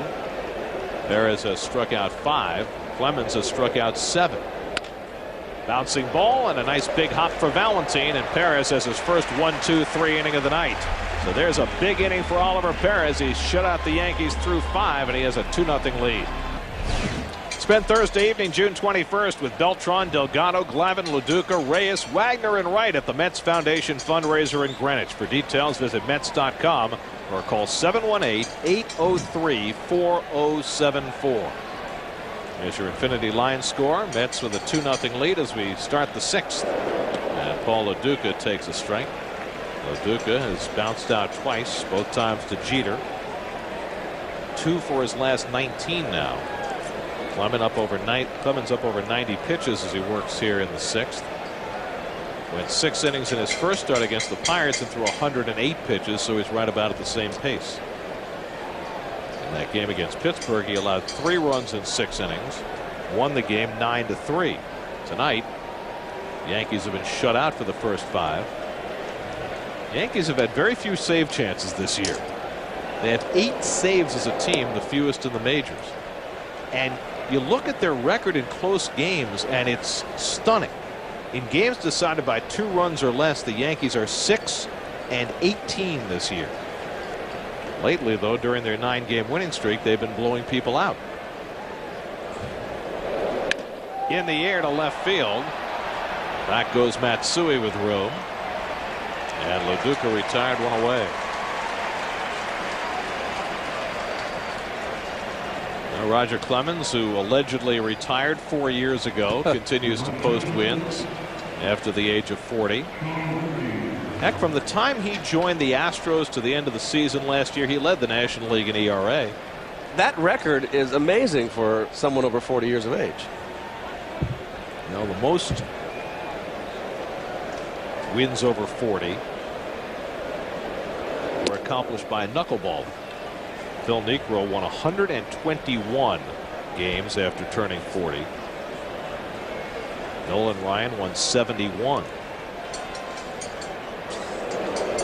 And Ryan is really the only guy, I think, that you can compare to Clemens in terms of longevity of a power pitcher pitching this deep into his 40s. Well, Nolan also was one that never had arm trouble, always had back and legs. And legs. Clemens early in his career had arm problems. Remember, they thought he was shoulder, he was going to be finished. Well, he bounced back. Ryan threw 100 miles an hour, and I was fortunate for me to be a left-hand hitter because the ball ran away from me. I would not have wanted to be a right-hand hitter with that ball started on the inside corner. It's split, and it's 2-2 to Green. You know, Roger has always been a very intimidating presence on the mound, but he doesn't throw as hard as he used to. Do you think the intimidation factor is still there for him? I think on young kids, and you have to respect him. Look at that record with the Blue Jays. That's just for 2 years. You certainly have to respect him, and it would be more curiosity to face him. He's been all laid off for how long, and he's coming back. Really, how many weeks was he down getting in shape, ready to pitch? So as a hitter, you'd want to gauge his velocity. That would be the first thing I'd do. first time up against him, I'd hope to get a fastball first pitch and take it and see how hard he's throwing. And Green goes down swinging, and that's 8 strikeouts now for Clemens in just 5 2/3 innings. Well, he's throwing hard there. That ball right by Green. Same pitch he threw to Delgado, so that is a spot that up and away to left-handers that his ball has lots of life, even at 91. You know, Roger in his prime was a 96, 97, 98 mile an hour guy. But was he in 86? He was 24-4. We faced him twice in the World Series. Yes, you did. Left with a lead the last time, as I recall. Yes, and some controversy about that exit too. And John McNamara, the manager, kept mum for years. And took heat for taking Roger out, and then around 7 years or 10 years later, more or less said Roger said he was done. 1-1 to Valentine, 2-0. I would have said, "I'm sorry, you're done, but guess what? You got all winter to rest. You're 24-4. You're my Cy Young. You're going to win this game. We're going to go home. Then you can sleep all you want for the championship. I'm not going to the bullpen." Roger was 24 years old in 1986. Just about the same age that Tom Seaver was in 1969 when he pitched 10 innings in a World Series game against the Orioles. I think it's really incredible when you see that 86 AL MVP. For a pitcher to win an MVP, that says it all. That's so hard. Cano plays the roller and throws out Valentine, and Clemens has himself a 1-2-3 inning. Up to 100 pitches, so that might be the end for him. Mets have a 2-0 lead. The 6th inning, the Mets with a 2-0 lead, trying to snap a 5-game losing streak as they open their weekend series here in the Bronx. Happy birthday to Andy Pettitte, 35 today. Got the win for the Yankees yesterday over the Diamondbacks. Nice birthday present for him as Alex Rodriguez takes a strike. You know, it's funny, whenever you see championship teams, or I do anyways, there's always someone on that team that never gets as much, I don't know, praise for what he does. I think Andy Pettitte was unbelievable in those great Yankee teams. Now coming back for a rerun. A-Rod barely missed a home run his last time up, sending Beltran back to the wall near the 385 mark in right center. Posada and Matsui to follow here in the bottom of the 6th. And Rodriguez takes inside. It's 2-1. Now, who was that? Is that the president of NBC? Yeah, on the right. Yep. I didn't know they ate popcorn at the ballpark. Looked like potato chips. Right at Reyes, and he throws out A-Rod, one away. Well, it was 30 years ago today, maybe one of the worst days in Mets history. The day the Mets traded Tom Seaver. June 15th used to be the trading deadline. M. Donald Grant did not want to negotiate a contract with Seaver and traded him to Cincinnati for 4 far lesser lights. He would eventually come back, but not till much later, after the Mets had resurrected their franchise, resurrected in part by a trade that was made 24 years ago today. That would have been the trade of Neil Allen and Rick Owenby to the St. Louis Cardinals for a left-hand hitting first baseman named Hernandez. A 29-year-old hitting left-hand hitting first baseman. But when you think about it, those 2 trading deadline deals bookended the worst period in Mets history. The trade of Seaver began the dark days of the late 70s and early 80s, and the trade for Keith really was the beginning of the new era of Mets baseball that led to the '86 championship. Well, I always like to say about that is that Perez just threw the fastball by Posada was that no one player makes a ball club, and Frank Cashin had made trades. Ron Darling was one of those trades. I mean, there was such a wealth of talent and young talent on that team, all there to come up together. It was so much fun. Posada lays off, and it's 2-2. I think the key for that is you got to thank your pops. Your pops was such a baseball fan, and he knew the minor league players. So the Mets were kids that could play. Well, he had the satellite dish, my dad, and that was the year. What was the year they showed the minor league games on ESPN, Gary? 81. Started in 81 when you guys went strike. Right. So, of course, my dad had nothing else to do, so we watched minor league games. and on the dish, and got to see Dwight Gooden and Dykstra and Sid Fernandez and RJ over here, my partner. And I remember I wanted to go to the Dodgers, and I was thinking about going to the Dodgers. And Frank Cashin told me that he'd like to know by the winter meetings whether I want to stay or not. He wanted a commitment, and that was fair. My dad called me and said, you know, son, there's some people down this Met Farm system. I think you ought to stay. I think they're ready. They got some talent. 3-2 to Posada. Swing and a miss. He struck him out. Second time that Perez has gotten Posada. That's 6 Ks now for Oliver, who's retired 7 in a row. And here is the perennial Gold Glove winning first baseman. Hey, that's when I had a 32-inch waist. Look out. I was trouble. And so deaf, too.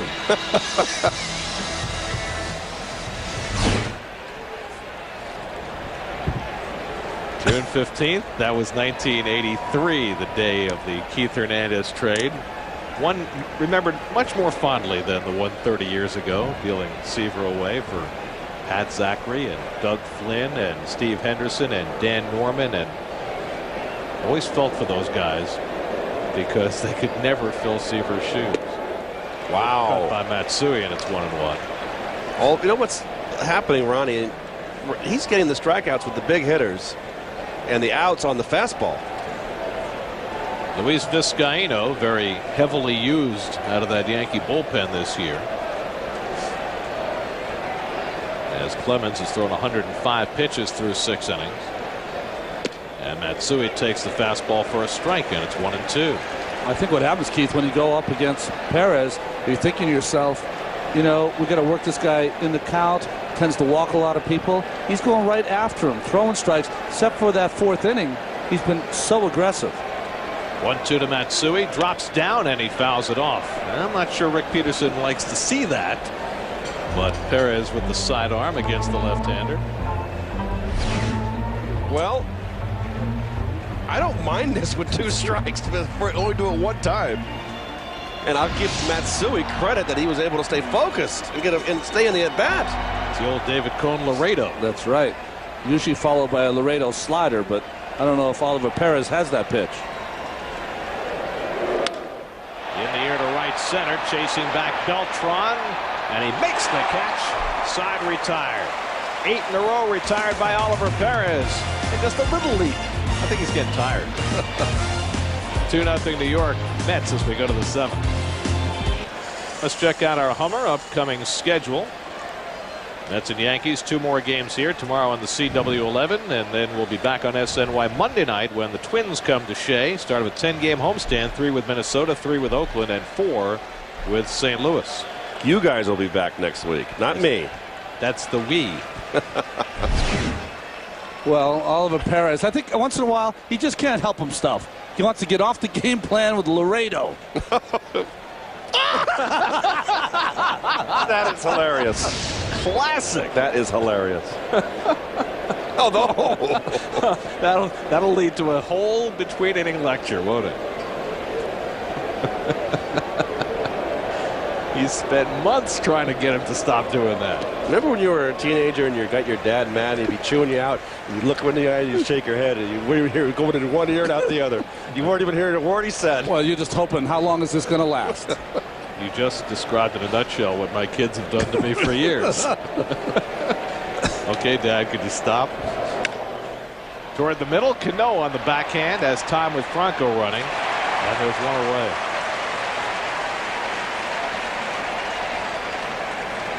So 1 out and nobody on. And Carlos Gomez coming up at 1-9 he's had. Generated the first Met run with his legs. And then generated a double play with his glove and his arm. Well, it's all a matter of young Carlos here, whether he hits. And he's very young. He's being thrown, I think, because of the injuries, he's been thrown into a situation. I think the Mets did not want to put him in this situation, but because of the rash of outfield injuries.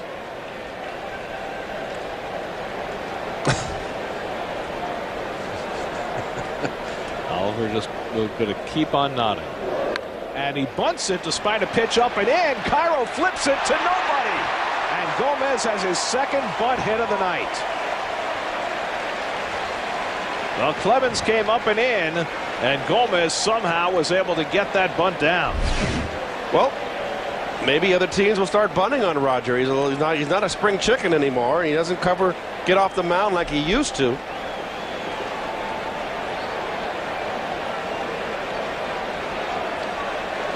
Nice bunt. Well, good bunt. One to third baseman here to the right side. Of course, he's going to beat Clemens to the bag as Joe Torre comes out. Carroll, I guess, was trying to lead Roger, but Roger had no chance to catch that ball. And I think Roger knew it and did the right thing and let it go, and hoping that Cano would get there. This call to the bullpen is brought to you by McDonald's. I'm loving it. New York Mets baseball is brought to you by Infinity, makers of the all-new 306 horsepower G. Infinity, design beyond machine.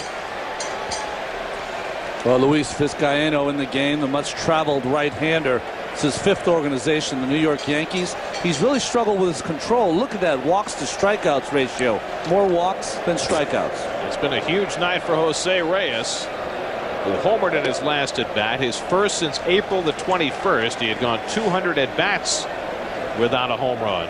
He's 3 for 3, 2 stolen bases, a home run, and he's driven in the only 2 runs of this game. Gomez has already stolen a base tonight. Mets have 4 stolen bases. And Vizcaino falls behind 2-0. Hanging curveball in this ballpark with that short right field porch, but that would have been out anywhere. Didn't we see him earlier in the season? Maybe not for home runs, but curveballs up in the strike zone. That was his doubles, his triples, kind of power numbers. Well, the extra base hits have been few and far between as Mr. Smith gets ready. But Reyes has come out from the beginning of this ball game with some fire in his eyes tonight. He had a terrific pickup on a low throw that really helped save Oliver Perez early in the game. It's just amazing how speed can energize a ball club. And you look back to that third inning with Carlos Gomez and Reyes. Reyes pops one foul, and that'll go out of play, 2-1. And that speed, and that power, and the base hits lead to only a 2-0 lead so far. You can talk about all you want. It's still a very tight ball game, 2-0. It's all about Oliver Perez pitching a fine ball game. Well, you also have to look at your cleanup hitter has come up with 5 runners on base in his first 3 at bats and struck out 3 times in a row. This could be a very different game if Delgado could have just gotten his bat on the ball a couple of times.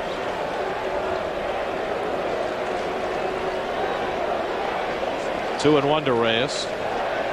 Gomez is running. Posada with the throw, a good one, and Gomez is out for the first time. Carlos Gomez had been 6 for 6, but Posada nails it. Well, a good pitch to throw up. Short hops, Jeter, but the short hop's easy. The long hop's what's difficult. Nice throw by Posada, and that's a big out. You know, the problem was, Keith, that as he gets older, he'll realize when he does not get a good jump or slips when he takes that lead, because Gomez slipped just a hair, that he'll go back to the base. He'll shut it down. We've seen Gomez have problems with footing in the outfield. And Reyes draws a walk, so he's on with 2 out. Watch Gomez slip here. When you slip like that, you can stop and come back to the base, but he proceeded and out of second base. Does he ever remind you guys of Lonnie Smith? A little bit. Who had the nickname Skates? Yeah. I had a game against the Cardinals where Lonnie Smith had 3 hits off me, and I picked him off base 3 times in a game because he used to take those big leads, and he kind of lose it occasionally, just lose his concentration. Here's Beltran, who's 1 for 3. Reyes has 2 steals already tonight. He stole second and third back in the 3rd inning. Now has 34 for the year to lead the major leagues. Pedro Feliciano getting ready in the Mets bullpen. Well, Lonnie Smith was our leadoff hitter in that '82 World Championship Cardinal team. And he was Skates. Reyes runs. Posada with another chance. Can't get this one. Close play, but Reyes beats it for his third of the night.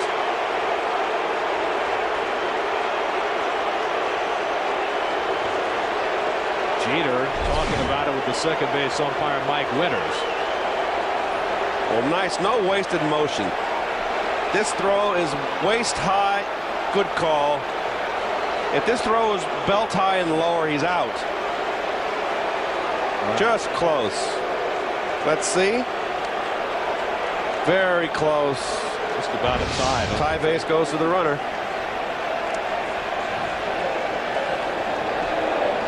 So Reyes with 35 for the year. Now Beltran will try and get him in. 2-0. Well, let's take another peek here. Well, tags up the arm. Does the hand get in first? It's so close.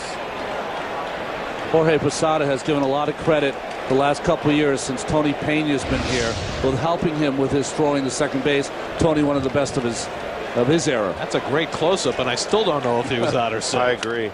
Pulled foul, and it's 2-1. I mean, that's as great a look as you can ever get, and you still can't tell. So let you know how difficult it is to be a big league umpire.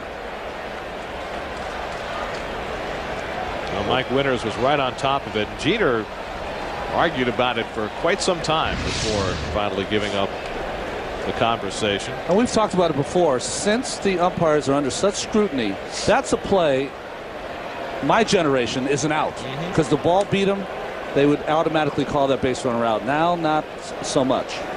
Beltran takes on the inside corner, a strike, 2-2.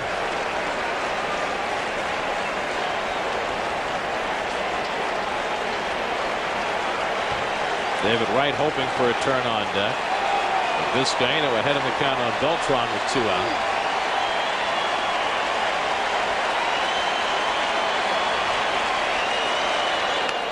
Pulled down to first, backhanded by Cairo, gets his footing and hits Vizcaino for the out. So the Mets are turned aside again. 5 stolen bases tonight, but they haven't paid off in more than a run. Mets and Yankees getting together by the shadow of the 4 train this time.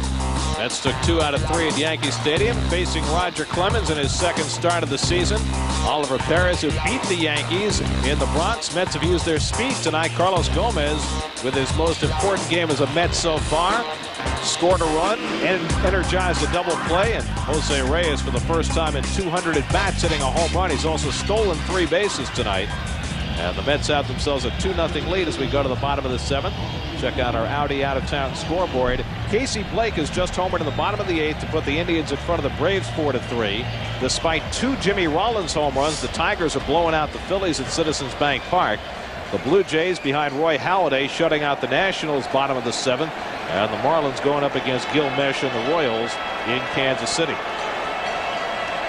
Out-of-town scoreboard brought to you by Audi, Truth in Engineering. Casey Blake now for those Indians 24-game hitting streak with that home run.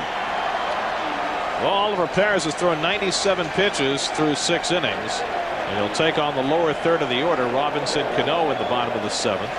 Remember, he walked Matsui and Cano back-to-back to start the 4th, but since then, helped out by that Gomez fly ball double play against Cairo, he's retired 8 in a row.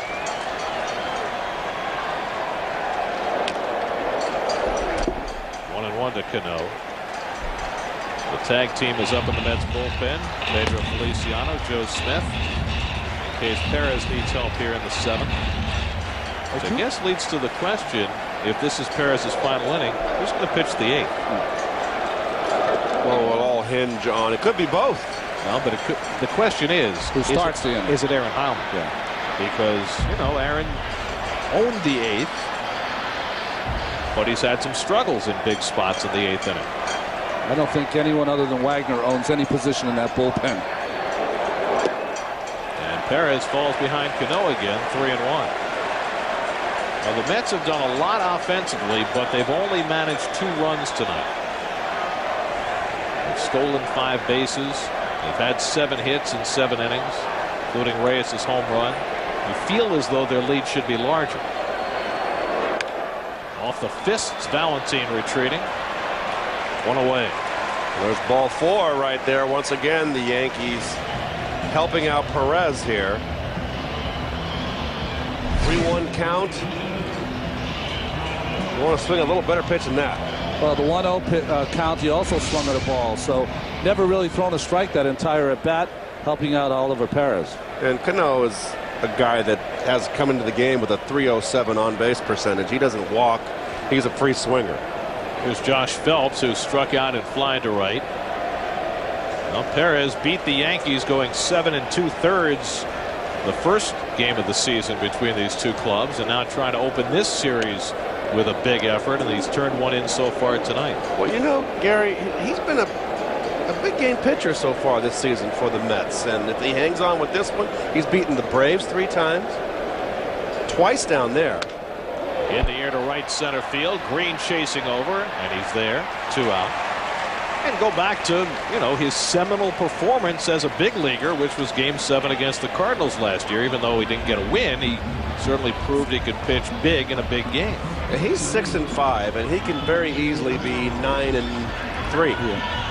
I think, though, as you were talking about the Mets offense, which has played a fine game, they've missed some opportunities and have 2 runs, but there's games as a starting pitcher where you just have to say to yourself, we've been struggling. This is my game. You have to take charge. So here's Cairo with 2 out. Now, that was the 105th pitch for Perez. If he can get through this inning another couple of pitches, would you send him out there for the 8th? I would send him out because he's had an extra day's rest. He should be able to go to the 120 kind of level, 25. But he's behind on Cairo 2-0. Cairo had a swinging bunt single in the second, then hit that long fly ball to left that Gomez caught against the fence and turned into a double play.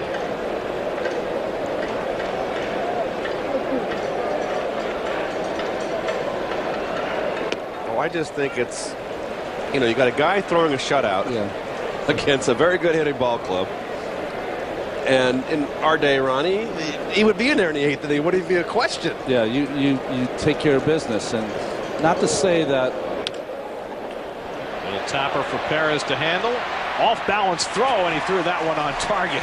Well, it's the second one he's thrown off balance tonight. Not sure he had to, but he gets the Yankees out 1-2-3, and Perez has now retired 11 Yankees in a row. On to the 8th inning at Yankee Stadium, 2-0 Mets. Wright retired 1 away. New York Mets baseball is brought to you by Audi. Truth in engineering. You said that so well. You read that copy good. You know that? Anything regarding truth, I'm really big on. Well, that's going to be all for Vizcaino with the left-hand hitter Delgado coming up. They have Mike Myers, the submarining lefty, up in the bullpen, and there's Myers coming on for the Yankees. This call to the bullpen is brought to you by McDonald's. I'm loving it. Vizcaino exits. Myers in for the Yanks. 37-year-old lefty Mike Myers takes over the pitching for the Yankees. Well, his ERA is good, 2.67. Again, though, walks and strikeouts very close on all the Yankee relief pitchers. 32nd game, though. Myers is one of those pitchers that, well, the Yankees are playing, what, their 65th game, 66th game? He's in half the time. Here's Delgado, who struck out 3 times tonight, and he takes inside. Remember, Myers had to come on in the first inning at Shea in that Saturday afternoon game when Darryl Rasner took one off his finger, and David Wright had a couple of home runs off Myers. I thought it was, you know, 2 hours before the game, batting practice. I mean, David just teed off on him twice. 1-1 to Delgado, trying to avoid the dreaded golden sombrero. Well, I tell you what, as a hitter in a slump, in a deep slump, and I had last at bat, I got to face this guy. I just go, Lord, what did I do today that upset you? That you bring this on me? Delgado does have a home run in his career against Myers, 3 for 12 overall, 2-1. Myers well traveled, now in his second year with the Yankees. Well, Myers was brought over 2 years ago because the Yankee relief pitchers just could not get Big Papi out, David Ortiz. So they signed him hoping that he would be able to get Ortiz out. First time he faced Ortiz last year, Big Papi took him deep. Once when Myers was with Milwaukee, John Olerud crushed a home run against him at County Stadium. So he's funky, but he's not flawless against lefties by any means. 67 miles an hour, and get your timing off. Underneath it again.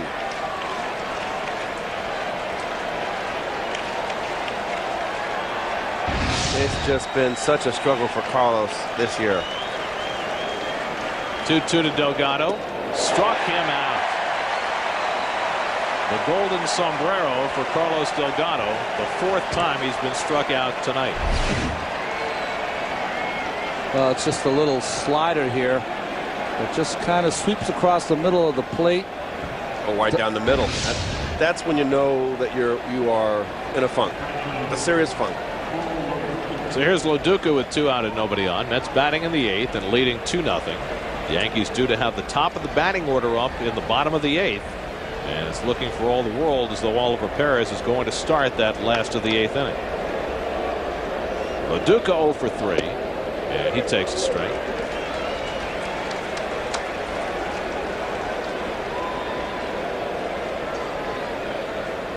The Mets have out hit the Yankees 7-4. Reyes has had a big day, but 4 through 8 in the Mets lineup. That's Delgado, Loduca, Green, Valentin, Franco. A combined 0 for 15. Well, Loduca hits lefties great, 410 average, but this is not your traditional lefty. Came right inside on him, and it's 1-2. Paul going after a bad pitch here, inside, way inside.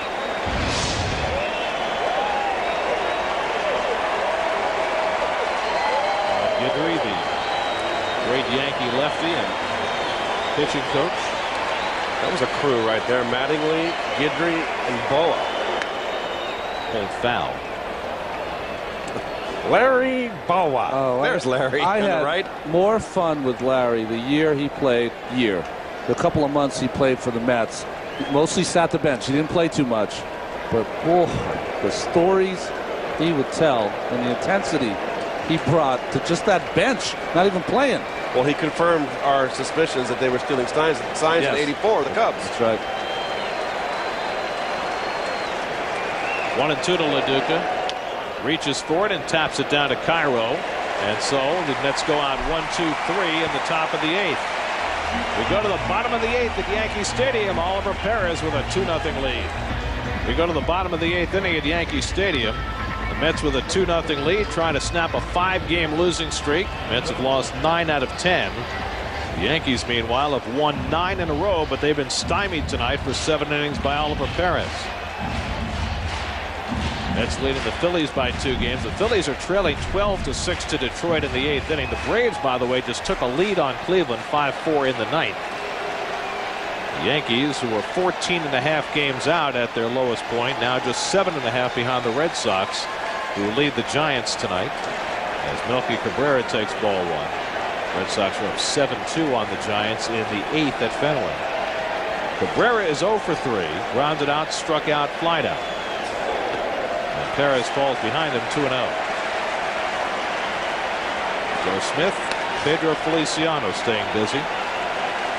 Perez has walked 3 tonight, but has retired the last 11 in a row. There's a strike, 2-1. Well, you know, Ron, this is uncharted territory.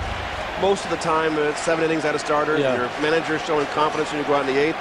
That gives you the incentive to go out there and get a 1-2-3 inning. Popped it up. Franco, Valentin near the stands. Valentin makes the catch. Terrific play by Jose Valentin. 1 away. Well, this is all, look at him check where the tarp is, and it's all about negotiating. He couldn't get there in time. He had the furthest to run.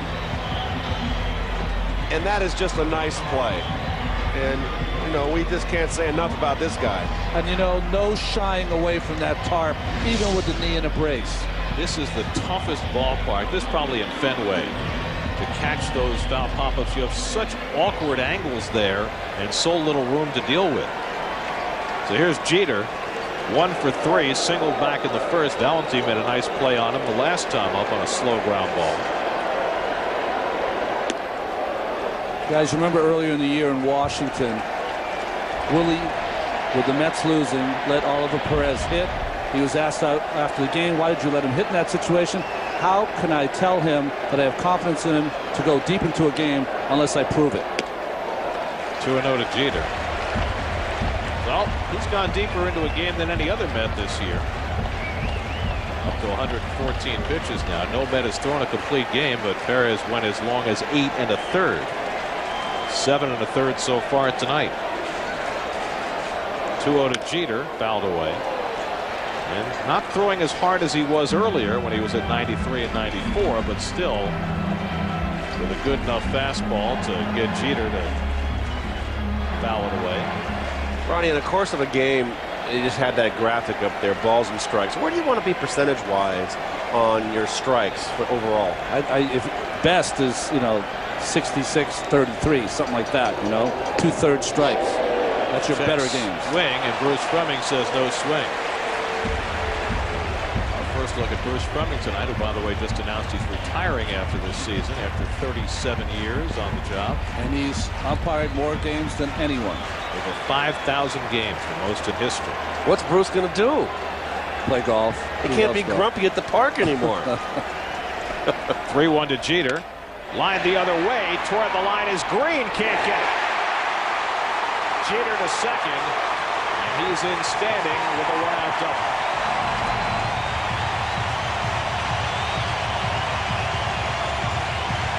So the Yankees will get the tying run to the plate.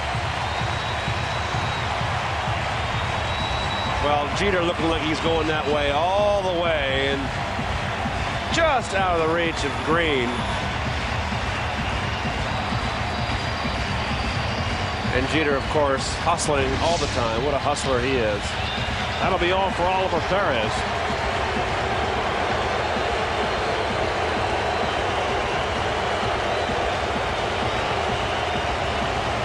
This call to the bullpen is brought to you by McDonald's. I'm loving it.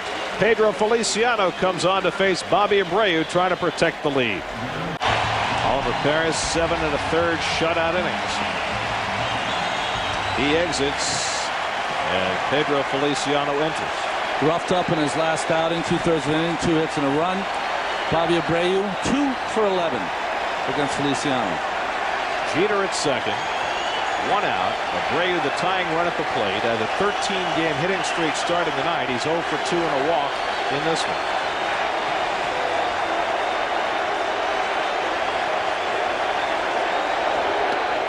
Breaking ball misses badly. 1-0.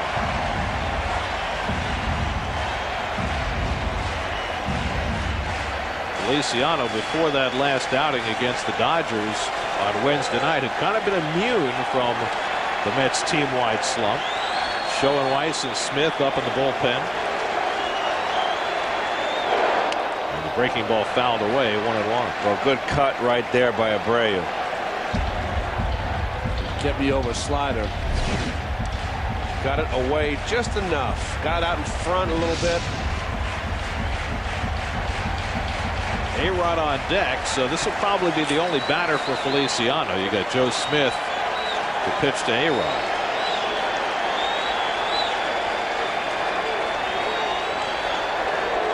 Fastball, call strike. And he gets ahead on Abreu, 1-2. Wow, it's a borderline pitch right there, and it went to the pitcher. Let's see it hit the corner. That's very close. That one went. Feliciano got the call. Could have gone either way.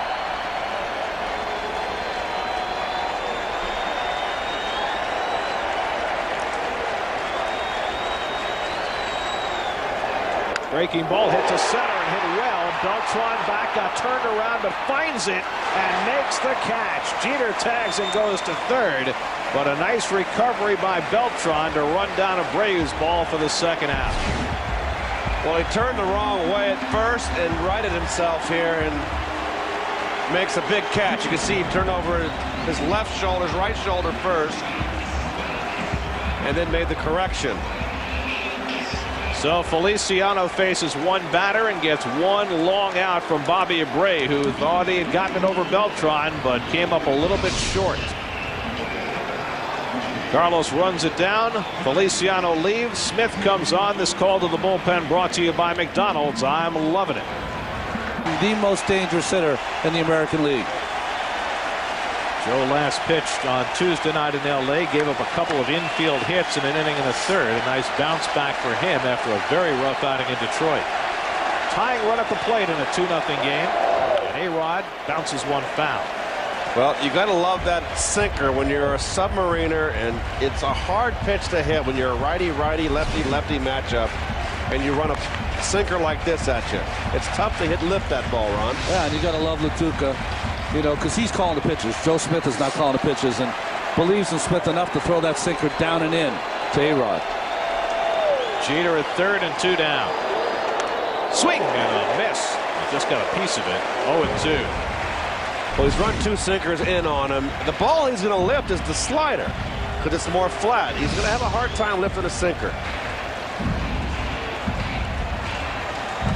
So Joe Smith coming right at Alex Rodriguez and ahead 0-2.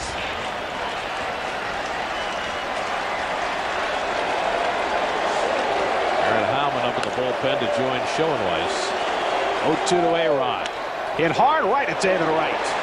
Takes his time, makes the play, on target, side retired. Joe Smith comes on, gets A-Rod to ground out, and keeps the lead for Oliver Perez and the Mets.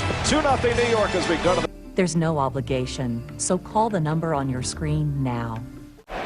Sean Green leads off the ninth against Mike Myers, who came on to get the final 2 outs in the 8th. Sean is 0 for 3 tonight, couple of ground outs and a strikeout.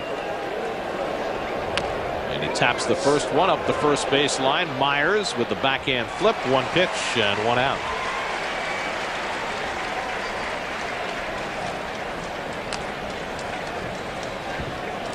So here's Jose Valentin. In the bottom of the 9th, the Yankees will have Posada, Matsui, and Cano. And Billy Wagner getting ready for them. The Yankees have been shut out twice this year. The Mets with a 2-0 lead as we play in the 9th. Julio Franco waits on deck.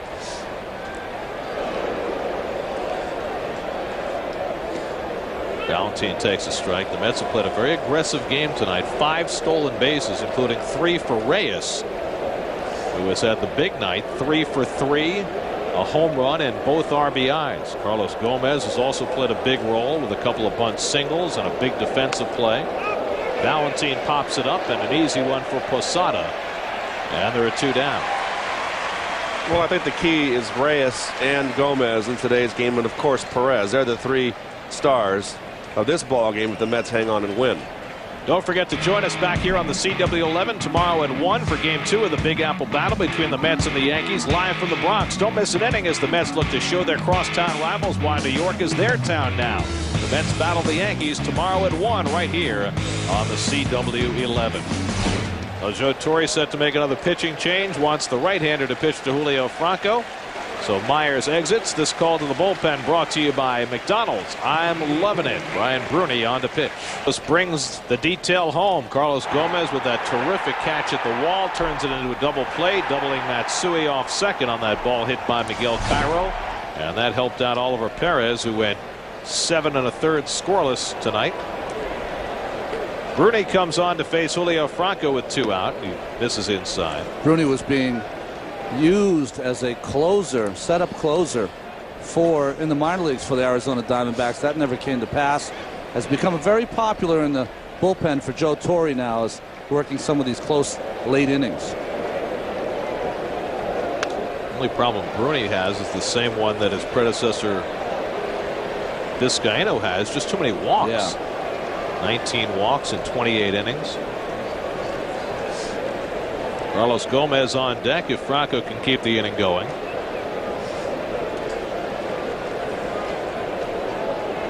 Mets 2, Yankees nothing, top of the 9th. And Franco hits one well but foul down the right field side. Julio made a bid for a home run his first time up tonight against Clemens. Hit one to the fence in right center that Abreu caught. He's homered against Randy Johnson this year. Why not Clemens, right? That's his only home run this season. Brian Bruni, a big, hard-throwing right-hander. fouls off that fastball.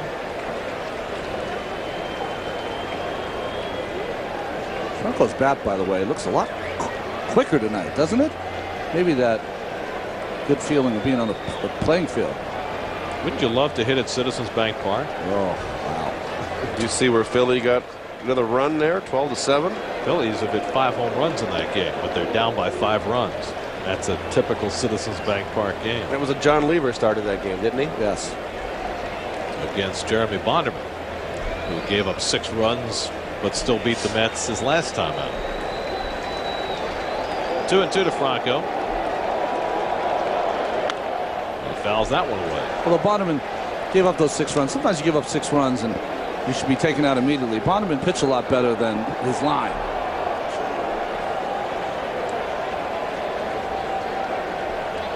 Reyes relaxing on what has been a big night for him.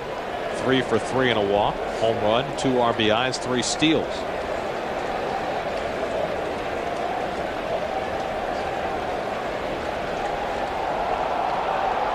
It's the first time I think I've ever seen Reyes actually sit still. He's a veteran now. 3-2 now to Franco, who's worked quite a turn at bat here against Bruni. Look at that. Arms folded, relaxed. I mean, he's moving a little bit. If I did what he did tonight, I'd be in a coma. He's been all over the field. Yes, he has. On base all 4 times.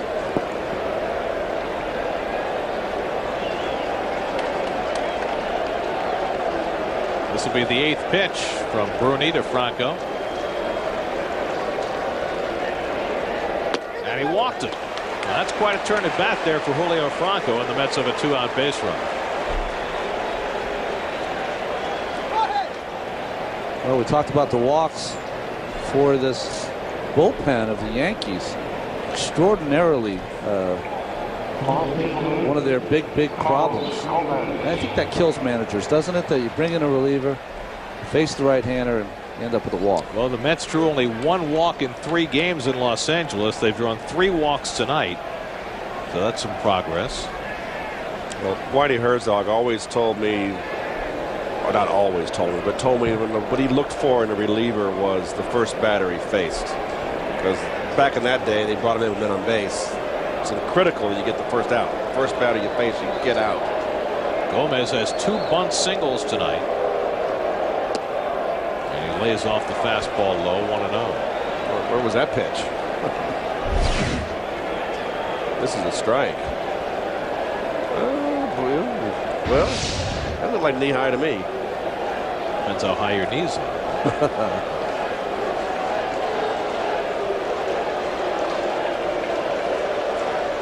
1-0 to Gomez. Franco runs. Posada's throw on target, out. Now Franco trying the element of surprise. Has already stolen 2 this year, caught for the first time. Mets have stolen 5 tonight, but now Posada's thrown out a couple. Wagner comes on to try and close it on the bottom of the. It's in action. Every swing and pitch. With Gary, Keith, and Ron. Nissan Postgame Live. Postgame reaction. As soon as we're done on the diamond, SNY is there for you live. The 2007 Mets on SNY. Bigger, stronger, faster. Get your New York sports here. Well, we heard from Billy Wagner earlier this evening talking about focus and desire as the Mets try to snap a 5-game losing streak, and now he gets to focus on his 15th save of the year. Well, 14 saves out of those 15 chances, 18 strikeouts in his last 10 and third innings in his career. Batting average against 188. That's number 1 among all active relievers. Well, there's the man of the hour right there. 7 1/3 shutout innings from Perez. Feliciano and Smith each got an out. And now it's on Wagner as he faces the second leading hitter in the American League, Jorge Posada, leading off in the 9th. And Posada's been even better as a right-hand batter this year than he has been from the left side. And Wagner misses ball 1. Billy pitched in a non-save situation the last game in L.A. and gave up a 2-run homer to James Loney. Now back in his preferred spot with the game on the line. The Yankees have just 5 hits tonight. They've been shut out just twice this season. 1-1 to Posada. Well, coming into this game, Posada was hitting .354. It's the second in the American League. He's a lifetime. His best year was .287 in 2000. He's looking to become the first Yankee catcher to finish in the top 10 since Thurman Munson did it back in '78. That's hard to believe. 1-1 to Posada. Popped it up. In comes Beltran in shallow center. And he and Valentin have some trouble communicating. Valentin was calling that all the way and might not have heard Beltran calling him off. But Carlos grabs it one away. Well, a beautiful ballet here, isn't it? Look at this. Well, it's ballet now because it was caught. Anybody for a Yola Tango? I don't know. That's simply out-rebounded. He's calling for it. He's calling for it. It's just not loud enough against 55,000 screaming Yankee fans. And there's the bow from Valentin. Thank you. So 1 out. Now Hideki Matsui, who's 0 for 2 and a walk tonight. And Matsui takes a fastball for a strike.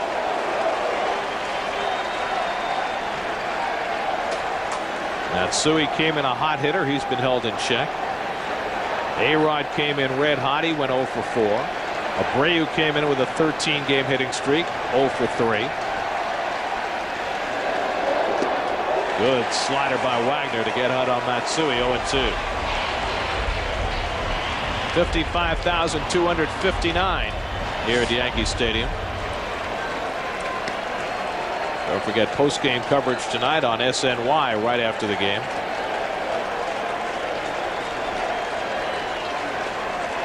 To Matsui. On the outside corner, strike 3 call. 2 men down. Oh, what a slider. Fastball to start him, slider down, and this one right on the outside corner. Well, it might be, I know, Keith, your hitter, might be off, but he's been calling that pitch a strike all night. He has. Well, the Mets snapped their 4-game losing streak in Detroit, getting shutout pitching from Sosa and company. Trying to do the same to snap a 5-game losing streak tonight as Robinson Cano takes ball 1.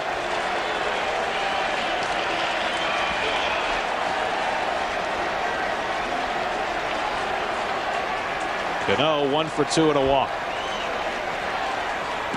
And he takes all the way a fastball, 1-1.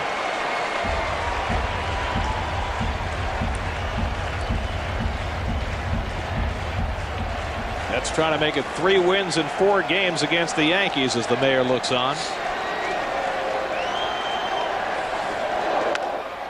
Fouled away, 1-2. Mayor watching, so is the cover boy. Omar Minaya. Tony Bernazard next to him, his assistant.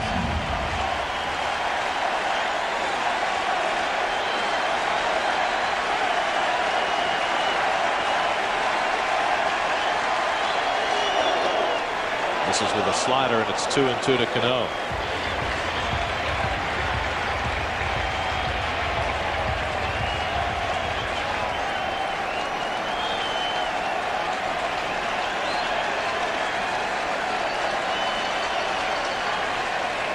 He struck it out, and the ball game is over.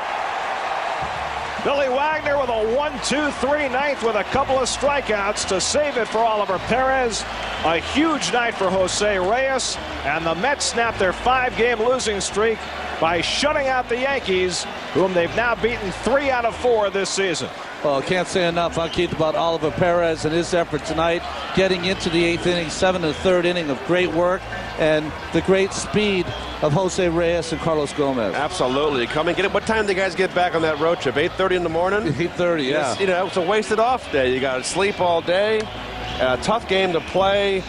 Billy Wagner had some very hard words to say after that loss in Los Angeles. Well, he went out there and shut the door. Oliver Perez with a tremendous performance tonight, beating the Yankees for the 2nd time this season with 7 1/3 superb innings.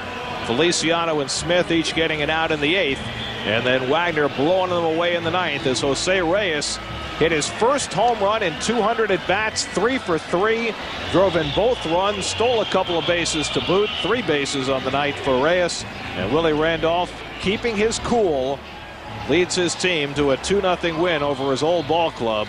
And the Mets take the opening game of the series Perez now 7-5, lowers his ERA to 2.93 with his performance tonight as the Mets beat Roger Clemens. Wagner gets his 15th save, and the Mets take the opener of the weekend series here at Yankee Stadium.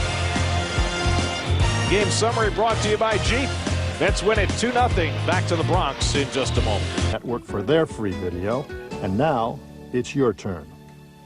If you're a homeowner 62 years or older, your free video is waiting, so call now. And remember, it's your turn. Well, here at Yankee Stadium, the Mets take the opener of the weekend series, beating the Yankees 2-0.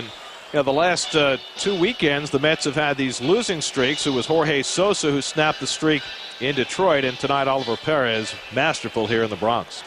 Well, 2 wins for Oliver Perez in his starts, only 2 earned runs given up. And don't overlook the great job that Joe Smith and Pedro Feliciano. Feliciano getting Abreu out, who's been hot, and Joe Smith getting the hottest hitter in baseball out, and A-Rod. And then Jose Reyes, what can you say about his night? Well, we've always said it. As the Mets go, Jose Reyes goes in that leadoff position. And here he was, 3 for 3 today, a solo home run. He stole 3 bases, walked, so he was on base in 4 at-bats, and all 4 of his at-bats. And young Carlos Gomez, a nice drag bunt, got things going for the Mets, and he stole a bag. And he also made a great defensive play, too, to start an inning-ending double play as the Mets win it 2-0. Tomorrow, game 2 of this series, right back here on the CW11. Tom Glavine takes another stab at win number 296 against Tyler Clippard. Mets and Yankees getting together. Coming up next, it's the CW11 News at 10. And over on SNY, it's Nissan post-game live. Oliver Perez with a huge night tonight, 7 1/3 shutout innings as the Mets defeat the Yankees. Carlos Gomez with a couple of bunt hits and that tremendous catch to start a double play. Jose Reyes, his first homer in 200 at-bats to fuel the Mets offense. Now for Keith Hernandez and Ron Darling and Kevin Burkhardt, I'm Gary Cohen from Yankee Stadium. We'll see you again tomorrow afternoon for Game 2 of this series.